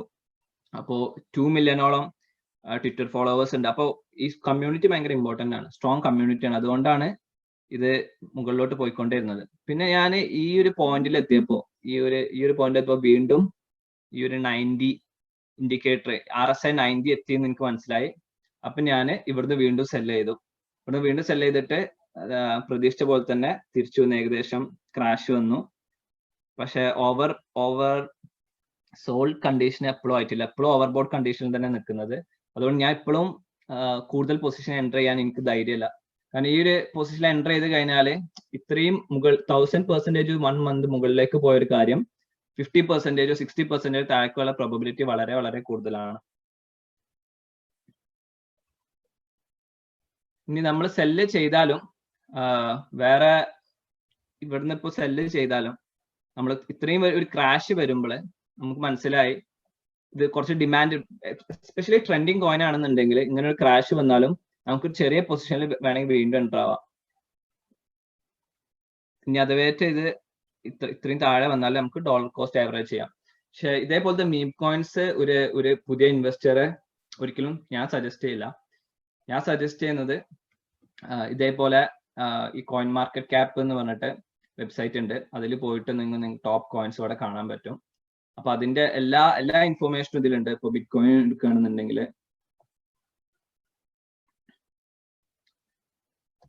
ബിറ്റ് കോയിന് എന്താണ്, ബിറ്റ് കോയിനെ കുറിച്ച്, ബിറ്റ് കോയിൻ ഏതൊക്കെ മാർക്കറ്റിലുണ്ട്, എന്താണ് ബിറ്റ് കോയിൻ യുണീക്ക് ആവാൻ കാരണം, അങ്ങനത്തെ എല്ലാ ഇൻഫോർമേഷനും ഈ ഒരു ഇതിലുണ്ട്. അപ്പൊ നിങ്ങൾ ഏത് കോയിൻ ഇൻവെസ്റ്റ് ചെയ്യുകയാണെന്നുണ്ടെങ്കിലും ഈ വെബ്സൈറ്റിൽ വരിക, ആ കോയിൻ സെലക്ട് ചെയ്യുക, നിങ്ങൾക്ക് അതിന്റെ ഓൾ ടൈം ഇത് നോക്കാം, അതിന്റെ സ്റ്റാറ്റിസ്റ്റിക്സ് നോക്കാം, അതിന്റെ മാർക്കറ്റ് ക്യാപ്പ് എത്രയാണ് നോക്കാം. മാർക്കറ്റ് ക്യാപ്പ് എന്ന് പറഞ്ഞാൽ total asset value of the coin ആണ്. ഇപ്പോൾ ബിറ്റ് കോയിന്റെ മാർക്കറ്റ് ക്യാപ്പ് $1.16 trillion. ടോട്ടൽ ഗോൾഡിന്റെ മാർക്കറ്റ് ക്യാപ്പ് $10 trillion ആണ്. അതേപോലെ ഇത്തീരിയത്തിന്റെ മാർക്കറ്റ് ക്യാപ്പ് 500 billion, ബൈനാൻസിൻ്റെത് 87 billion. ഈ ടെക്നിക്കൽ അനാലിസിസ് നടത്തുന്നതിന്റെ കൂടെ നമ്മൾക്ക് ഈ മാർക്കറ്റ് ക്യാപ്പിന്റെ ഇമ്പോർട്ടൻസും കൂടി മനസ്സിലാക്കി കഴിഞ്ഞാൽ നമുക്കൊരു എക്സിറ്റ് പോയിന്റ് കുറച്ചും കൂടി എളുപ്പത്തിൽ കിട്ടും. ഇപ്പൊ പല ആൾക്കാരും പറഞ്ഞു കേട്ടിട്ടുണ്ട് ഷിബ കോയിൻ $1 പോകും, $1 പോകുന്നു. $1 ഇത് പോകണമെന്നുണ്ടെങ്കിൽ ഇതിന് മാർക്കറ്റ് ക്യാപ്പ് എത്രയാണെന്ന് ചിന്തിച്ചു നോക്കണം. ഇത് ഏകദേശം എത്ര പറയാന്നും കൂടി എനിക്കറിയാം, അതിന് മാത്രം വലിയ നമ്പറാണ്.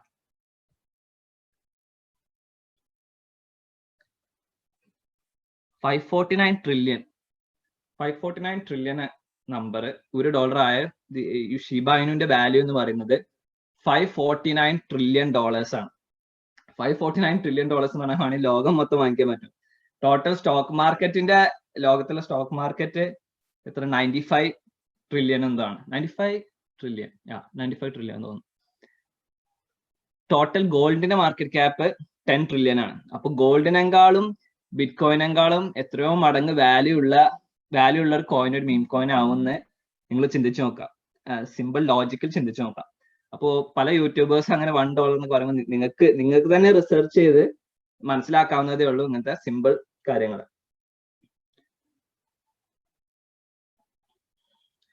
പിന്നെ നിങ്ങൾക്ക് ചാർട്ട് ഒന്നും റീഡ് ചെയ്യാൻ അധികം സമയമില്ല, അല്ലെങ്കിൽ ഇൻഡിക്കേറ്റേഴ്സ് യൂസ് ചെയ്യാൻ സമയമില്ല, ഇൻഡിക്കേറ്റേഴ്സ് യൂസ് ചെയ്യാനൊന്നും മനസ്സിലാവണില്ല. അപ്പോൾ ഇതെല്ലാം ചെയ്തു തരുന്ന വേറൊരു വെബ്സൈറ്റ് ആണ് investing.com എന്ന് പറഞ്ഞിട്ടുള്ള വെബ്സൈറ്റ്. അപ്പൊ അതിൽ നമുക്ക് ബിറ്റ്കോയിൻ തന്നെ എടുക്കാം. ബിറ്റ്കോയിനിലാണ് ഇൻവെസ്റ്റ് ചെയ്യാൻ പോകുന്നത്. ഇന്ന് ഇൻവെസ്റ്റ് ചെയ്യാൻ സാധ്യമാണോ അല്ലെന്നാണ് നമ്മൾ ഈ ടെക്നിക്കൽ അനാലിസിലൂടെ നോക്കുന്നത്. അപ്പോൾ ഇതിൽ ടെക്നിക്കൽ എന്ന് പറഞ്ഞൊരു സ്ഥലമുണ്ട്, ടെക്നിക്കൽ അനാലിസിലോട്ട് പോവാം.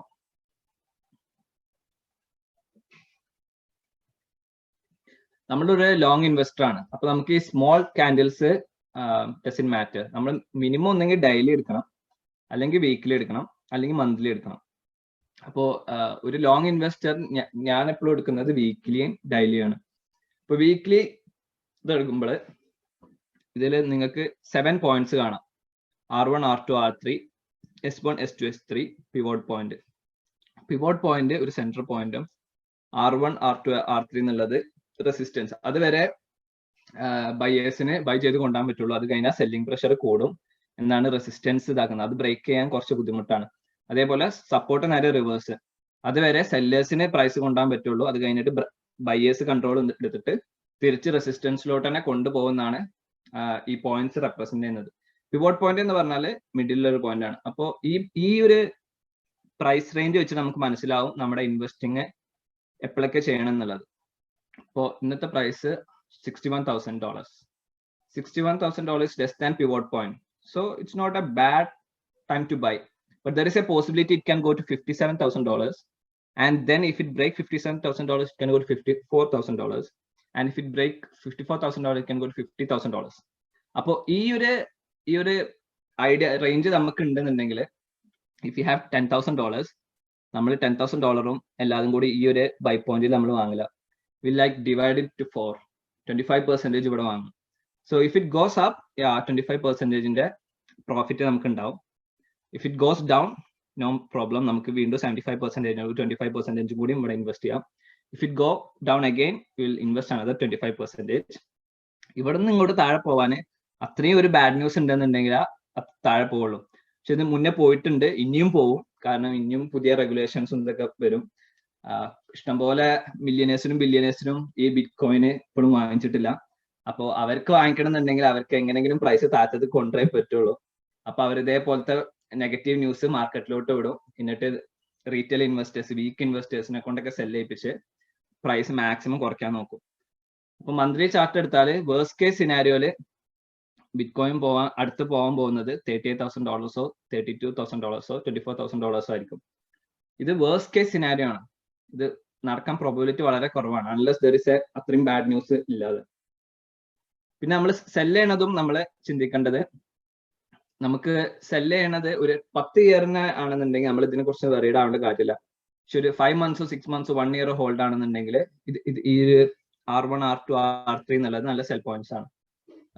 ഈ $65,000 ആകുമ്പോൾ നമ്മൾ വാങ്ങിച്ച ഫുള്ളും നമ്മൾ സെല് ചെയ്യില്ല, നമ്മൾ 25% സെല് ചെയ്യുള്ളൂ. കാരണം എന്താ വെച്ചാൽ മുകളിലോട്ട് പോയി കഴിഞ്ഞാൽ വീണ്ടും ആ പ്രോഫിറ്റ് അഡ്വാൻറ്റേജ് എടുക്കാണ്. അപ്പോൾ ഓൾറെഡി ഇവിടെ സെല് ചെയ്ത് കഴിഞ്ഞാൽ ഓൾറെഡി നമുക്ക് പൈസ ബാക്കിയുണ്ട്. അപ്പൊ താഴോട്ട് വരുമ്പോൾ നമ്മൾ എത്രയാണോ നമുക്ക് മുന്നേ ഉണ്ടായിരുന്ന അതിനേക്കാളും ബിറ്റ് കോയിന് ആ പ്രോഫിറ്റ് കൊണ്ട് അടക്കം വാങ്ങിക്കാൻ പറ്റും.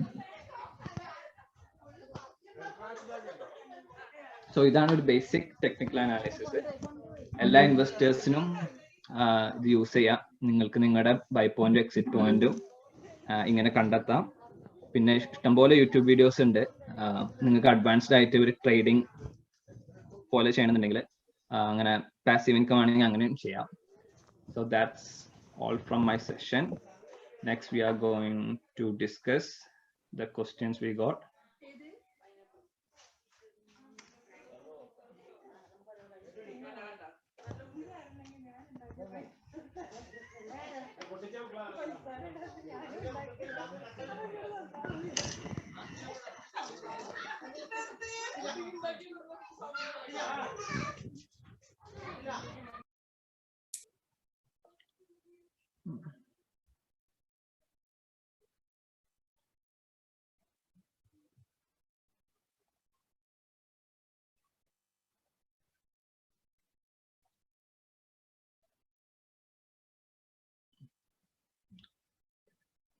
ഓക്കെ, നമ്മൾ ചാറ്റ് സെഷനിലോട്ട് പോവാണ്. ക്വസ്റ്റ്യൻ ആൻസർ സെഷനിലോട്ട് പോവാണ്. ഫസ്റ്റത്തിൽ can you share some resources to do research on how to invest in crypto coins. നമ്മൾ ഈ സെഷൻ കഴിഞ്ഞിട്ട് നമ്മൾ ഷെയർ ചെയ്ത ഗ്രൂപ്പിൽ നമ്മൾ ക്രിപ്റ്റോക്കായിട്ട് ഒരു വാട്സ്ആപ്പ് ഗ്രൂപ്പ് ഉണ്ടാക്കിയിട്ടുണ്ട്. ആ വാട്സ്ആപ്പ് ഗ്രൂപ്പ് നമ്മൾ ഷെയർ ചെയ്യും, അതിൽ ജോയിൻ ചെയ്യാം. എന്നിട്ട് അതിലെ എല്ലാ റിസോഴ്സസും നമ്മൾ അതിൽ ഷെയർ ചെയ്യുന്നതായിരിക്കും. Which way of storing crypto is good and secure, wallet or exchange? Maybe Yusuf Bhaiക്ക് ഇത് better explain ചെയ്യാൻ പറ്റും. Yusuf Bhai സെഷൻ നടത്തണമെന്നാണ് ഇത് ചോദിച്ചത്. Yusuf Bhai, can you give answer to this question?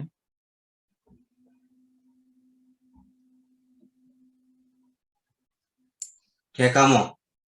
Yes, കേൾക്കാം. ഓക്കെ, ക്വസ്റ്റ്യൻ കേട്ടില്ല. Wallet ആണോ, എന്താണ് ചോദിച്ചേ? Which way of storing crypto is good and secure, wallet or exchange? Exchange നമ്മൾ യൂസ് ചെയ്യണത് നമുക്ക് വാങ്ങിക്കാനും വിൽക്കാനും വേണ്ടിയിട്ടാണ്. അത് അത്ര സെക്യൂർ അല്ല. എക്സ്പേർട്ട് ആയ ആളുകൾ പറയുന്നത് എക്സ്ചേഞ്ചുകൾ എപ്പോഴും ഹാക്ക് ചെയ്യാൻ സാധ്യതയുണ്ട്, അത്രയും ആളുകൾ അതിനായിട്ട് നടക്കുന്നുണ്ട്. ഹാക്ക് ചെയ്യാൻ ഭയങ്കര ബുദ്ധിമുട്ടാണെങ്കിലും മുമ്പ് കുറെ എക്സ്പീരിയൻസ് നമുക്കുണ്ട് പാസ്റ്റ് ഹിസ്റ്ററിയിൽ. അതുകൊണ്ട് ആളുകൾ പ്രിഫർ ചെയ്യുന്നത് അതിൽ നിന്ന് വാങ്ങിയിട്ട് നമ്മൾ എവിടെയെങ്കിലും കൊണ്ടുപോയി സ്റ്റോർ ചെയ്യുക എന്നുള്ളതാണ്. ഓൺലൈൻ വാലറ്റും ഓഫ്ലൈൻ വാലറ്റും ഉണ്ട്. അപ്പോൾ ഏറ്റവും സേഫ് എന്ന് പറഞ്ഞു കഴിഞ്ഞാൽ ഓഫ്ലൈൻ വാലറ്റ് ആണ്. നമ്മൾ തന്നെയാണ് ഫുള്ളായിട്ട് കൈകാര്യം ചെയ്യുന്നത്. അതിന് റിസ്ക് എന്ന് വെച്ച് കഴിഞ്ഞാൽ അതിന്റെ സീഡ് കീസ് ഒക്കെ നമ്മൾ വളരെ പ്രോപ്പറായിട്ട് കീപ്പ് ചെയ്യണം. പോയി കഴിഞ്ഞാൽ കോയിന് പോകുന്നതിന് തുല്യമാണ്. അപ്പോ പിന്നെ നമുക്ക് ചെറിയ എമൗണ്ട് ഒക്കെ ഉണ്ടെങ്കിൽ നമുക്ക് ലൈവായിട്ടുള്ള എമൗണ്ടുകളൊക്കെ നമ്മളിങ്ങനെ ഫ്രീക്വന്റ് ആയിട്ട് ട്രേഡിങ് നടത്തുന്ന വൈക്കലും വാങ്ങിക്കലും ചെയ്യുന്ന ആളാണെങ്കിൽ എക്സ്ചേഞ്ചിൽ കീപ്പ് ചെയ്യുന്നതാണ് നല്ലത്. അതാണ് എൻ്റെ അഭിപ്രായം. Okay, I hope that answers the question. നിങ്ങൾക്ക് ഒരുപാട് പൈസ നിങ്ങൾ ഇതിൽ ഇടാൻ ഉദ്ദേശിക്കണമെന്നുണ്ടെങ്കിൽ വാലറ്റിൽ കീപ്പ് ചെയ്യാൻ സേഫ് എന്നാണ് പറഞ്ഞത്. എക്സ്ചേഞ്ച് ഹാക്ക് ചെയ്യാൻ ചാൻസസ് ഉണ്ട്, മുന്നേ ഹാക്ക് ചെയ്തിട്ടുണ്ട്. കാനഡയിലുള്ള ഭയങ്കര വലിയ ബിഗ് എക്സ്ചേഞ്ച് ആയിരുന്ന സമയത്തുള്ള എൻഡാക്സോ എന്തായിരുന്നു പേര്, അത് ഫുള്ള് ഹാക്ക് ചെയ്തു. ഇപ്പോഴും അതിൽ ഇൻവെസ്റ്റ് ചെയ്ത ആൾക്കാർക്ക് അവരുടെ കോയിൻസ് തിരിച്ചു കിട്ടില്ല. അപ്പൊ അത് കാലാകാലം അത് അവിടെ അങ്ങനെ കിടക്കും. സിഇഒ പറ്റിച്ചു എന്നൊക്കെയാണ് പറയുന്നത്, അറിയില്ല. അതുകൊണ്ട് അത് കറക്റ്റ് അറിയില്ല. അപ്പോൾ എക്സ്ചേഞ്ച് ഒക്കെ സെലക്ട് ചെയ്യുമ്പോൾ നിങ്ങൾ കറക്റ്റ് സെലക്ട് ചെയ്യുക.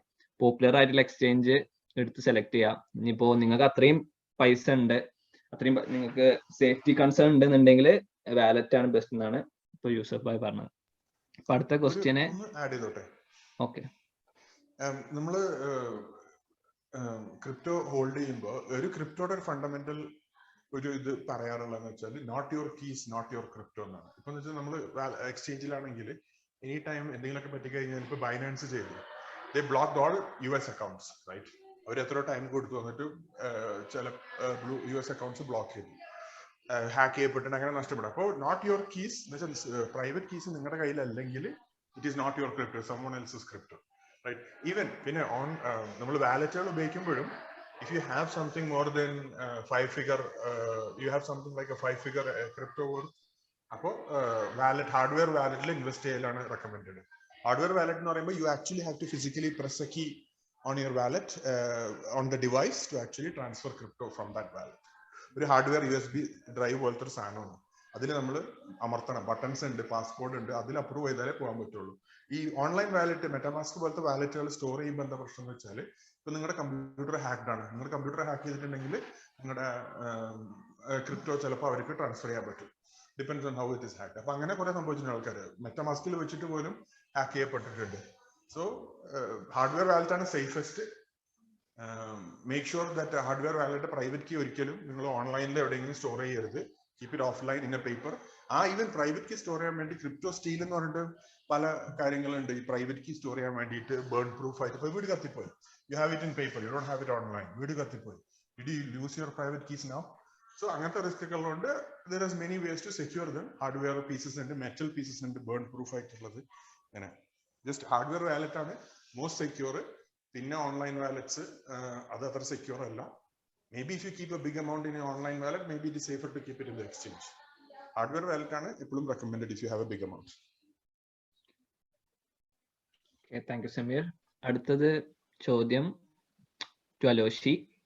Aloshi, are you there? Yes. Okay, question ഇതാണ്, what what's the kind of dev environment required for the apps or Ethereum development?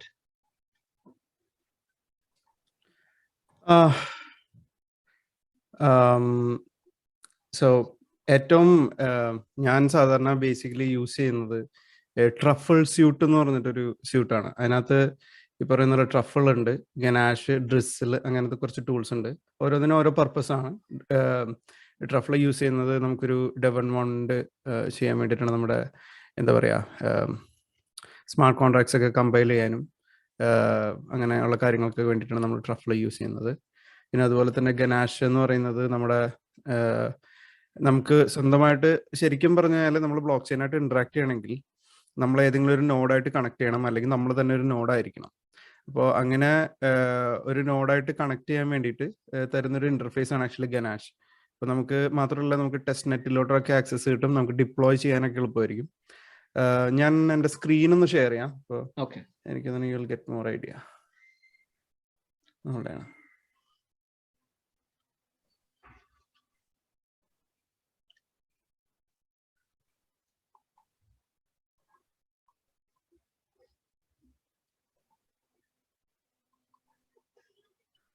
Oops.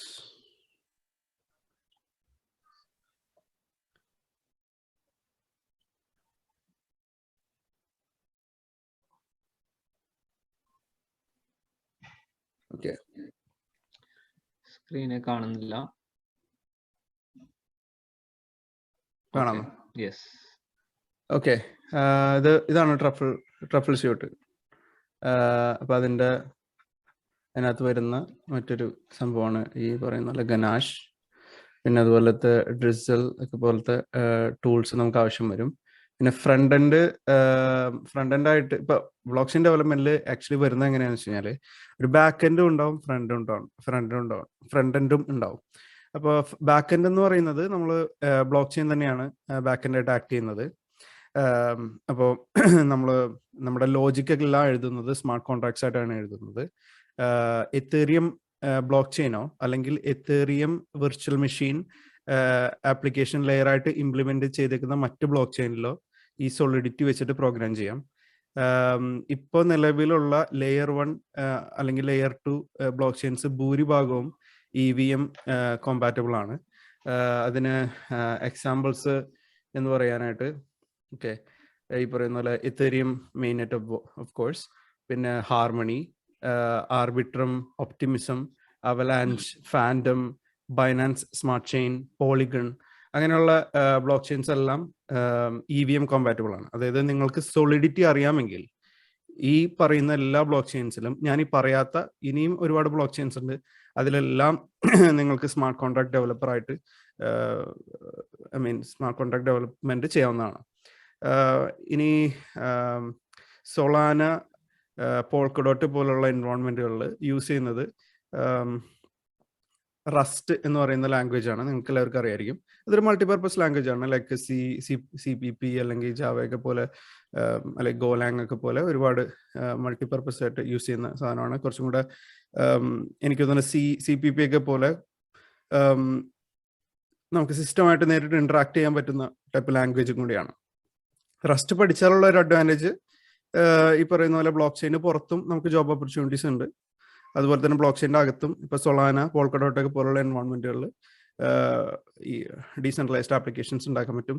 അതിന് പുറമെ എത്തേറിയം 2.0 വരുമ്പോൾ എത്തേറിയം EVM എന്നുള്ളത് മാറി വാസം എന്നുള്ള ഒരു സിസ്റ്റത്തിലോട്ട് മാറും. അതായത് നിങ്ങൾക്കറിയാം വെബ് അസംബ്ലി, വാസം, ഈ വാസവും അതുപോലെ തന്നെ EVM-ഉം കമ്പൈൻ ചെയ്തിട്ടുള്ള ഒരു ആപ്ലിക്കേഷൻ ലെയർ ആണ് എത്തേറിയം 2.0 വരുന്നത്. അപ്പോൾ അവിടെയും ഈ പറഞ്ഞ പോലെ തന്നെ റസ്റ്റ് യൂസ് ചെയ്യാം. ഇപ്പോൾ റസ്റ്റിന്റെ ഒരു അഡ്വാൻറ്റേജ് എന്ന് പറയുന്നത് പുറത്തും ബ്ലോക്ക് ചെയിൻ്റെ പുറത്തും യൂസ് ചെയ്യാം, ബ്ലോക്ക് ചെയിൻ്റെ അകത്ത് സൊളാന, പോൾക്കഡോട്ട്, എത്തേറിയം 2.0 അതിലെല്ലാത്തിലും യൂസ് ചെയ്യാൻ പറ്റും.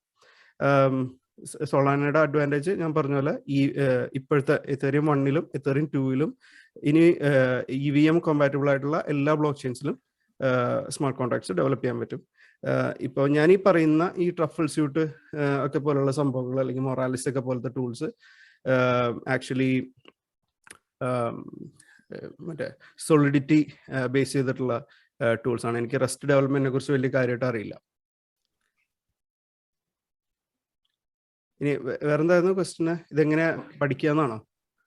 അടുത്ത ക്വസ്റ്റിന് what's the best way to get started, any resources that you suggest? അത് ഗ്രൂപ്പില് നിങ്ങൾക്ക് ചോദിക്കാം, അലോഷ് അവിടെ ഷെയർ ചെയ്യും.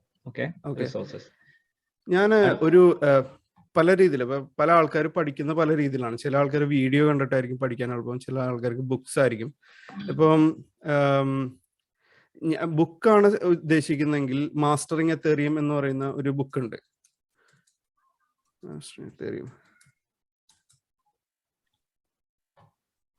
അത്യാവശ്യം കോംപ്രിഹെൻസീവ് ആയിട്ടുള്ള ഒരു ബുക്കാണ് ഈ മാസ്റ്ററിങ് എത്തേറിയം എന്ന് പറയുന്നത്. ഇത് എഴുതിയേക്കുന്നത് ആന്റോണിയോപോളിസ്, അതായത് മാസ്റ്ററിങ് ബിറ്റ്കോയിൻ എഴുതിയ ആളും അതുപോലെ തന്നെ doctor Gavin Wood. Doctor Gavin Wood ആണ് സോളിഡിറ്റിയുടെ ഫാദർ. സോളിഡിറ്റി പ്രോഗ്രാം ലാംഗ്വേജ് ഉണ്ടാക്കിയ ആളാണ് ഡോക്ടർ ഗാവിൻ വുഡ്. മാത്രമല്ല പോൾക്കഡോട്ടിന്റെ ഈ പറയുന്ന പോൾക്കഡോട്ടിന്റെ മെയിൻ ആളുമാണ് ഈ പറയുന്ന ഗാവിൻ വുഡ്. ഗാവിൻ വുഡ് ആദ്യം എത്തേറിയം കോ ഫൗണ്ടർ ആയിരുന്നു. പിന്നെ പോൾക്കഡോട്ട് എന്ന് പറഞ്ഞ ഇക്കോസിസ്റ്റം ബിൽഡ് ചെയ്യാനായിട്ട് പുള്ളി ടീം ലീവ് ചെയ്തു. അപ്പോൾ ഈ രണ്ടു പേരും കൂടെ ചേർന്നിട്ട് എഴുതിയ ഒരു ബുക്കാണ് മാസ്റ്ററിങ് എത്തേറിയം. ഇത്തിരി കോംപ്രിഹെൻസീവ് ആണ്, അതായത് ഡീറ്റെയിലുകളിലോട്ട് ഒരുപാട് ഇറങ്ങി ചെല്ലും. ഒരു ഡെവലപ്പറായിട്ട് ബൂട്ട് സ്ട്രാപ്പ് ചെയ്യാൻ ഇത് വേണമെന്ന് വെച്ച് കഴിഞ്ഞാൽ വേണ്ടെന്ന് ഞാൻ പറയുള്ളൂ. അതിനേറ്റവും നല്ലത് ഇപ്പോൾ യുഡെമിന്നും ഒക്കെ കിട്ടുന്ന കോഴ്സുകളാണ്. പിന്നെ ഒരു യൂട്യൂബർ ഉണ്ട്, ഞാൻ കാര്യമായിട്ട് ഫോളോ ചെയ്യുന്ന ഒരു യൂട്യൂബർ ഉണ്ട്, അതിന്റെ പേര് ഡാപ്പ് യൂണിവേഴ്സിറ്റി. ഇതാണത്. സോ അയാളുടെ 2 കോഴ്സുകൾ ഞാൻ സബ്സ്ക്രൈബ് ചെയ്ത് വെച്ചിട്ടുണ്ട്. ഒന്ന് ഈ പറയുന്ന പോലെ block chain developer boot camp. ഇത് 1 ടൈം സബ്സ്ക്രിപ്ഷൻ ആണ്. എനിക്ക് തോന്നുന്നൊരു $600 US ആണ് ഇതിന്റെ പ്രൈസ്. ഇത് അത്യാവശ്യം നല്ലൊരു ട്യൂട്ടോറിയലാണ്. ഈ സാധനം കണ്ടു കഴിഞ്ഞാൽ തന്നെ നമുക്ക് എവിടെ നിന്ന് തുടങ്ങണം, എന്തൊക്കെ പഠിക്കണം എന്നൊക്കെ ഉള്ളതിൻ്റെ ഒരു ബേർഡ്സ് ഐ വ്യൂ കിട്ടും.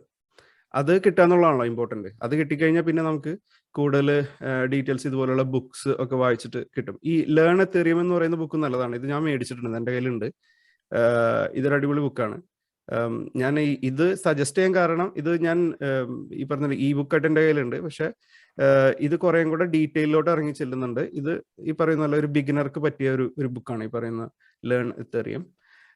അപ്പോൾ ആദ്യം ഈ ബൂട്ട് ക്യാമ്പ് കണ്ടു കഴിയുമ്പോൾ നമുക്ക് മനസ്സിലാവും ഇത് എവിടെ നിന്നൊക്കെയാണ്, എന്തൊക്കെയാണ് കാര്യങ്ങൾ, എന്തൊക്കെ പഠിക്കണം എന്നൊക്കെ ഉള്ളതിൻ്റെ ഒരു പിന്നെ അതുപോലെ തന്നെ കുറച്ച് ക്യാപ് സ്റ്റോൺ പ്രോജക്റ്റുകളൊക്കെ ഉണ്ട് ഇതിനകത്ത്. അതെല്ലാം കണ്ടു കഴിയുമ്പോൾ അല്ലെങ്കിൽ ചെയ്ത് കഴിയുമ്പോൾ നമുക്കൊരു ഏകദേശം ഐഡിയ കിട്ടും. നമ്മുടെ നോളജിൽ എവിടെയൊക്കെയാണ് ഗ്യാപ്പുകൾ എന്നുള്ളതും അത് ഫില്ല് ചെയ്യാനൊക്കെ നമുക്ക് മനസ്സിലാവും. പിന്നെ ഈ കോഴ്സ്, അത് ബ്ലോക്ക് ചെയിൻ മാസ്റ്ററി യൂണിവേഴ്സിറ്റി, ഇതൊരു സബ്സ്ക്രിപ്ഷൻ ബേസ് ആണ്. ഞാൻ മന്ത്ലി ഒരു $64 കൊടുക്കുന്നുണ്ട് ഈ ഒരു കോഴ്സിന് വേണ്ടിയിട്ട്.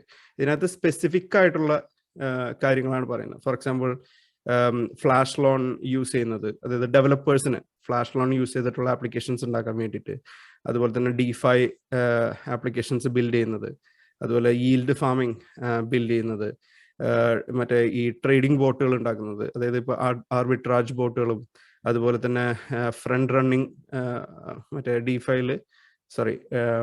ഡെക്സുകളിൽ ഫ്രണ്ട് റണ്ണിങ് ബോട്ടുകൾ ഉണ്ടാക്കുന്നത്, അങ്ങനത്തെയുള്ള കാര്യങ്ങളെല്ലാം എന്താ പറയുക, ഫോക്കസ്ഡ് ആയിട്ട് പറയുന്ന യൂസ് കേസ് സ്പെസിഫിക് ആയിട്ട് പറയുന്ന സാധനങ്ങൾ, ഗെയിമിങ്, അങ്ങനെയുള്ള ഒരുപാട് കാര്യങ്ങൾ. പക്ഷെ ഇത് സബ്സ്ക്രിപ്ഷൻ ആണ്. ഇത് പുതിയ വീഡിയോസ് വന്നുകൊണ്ടിരിക്കും ഇതിനകത്തേക്ക്. I fund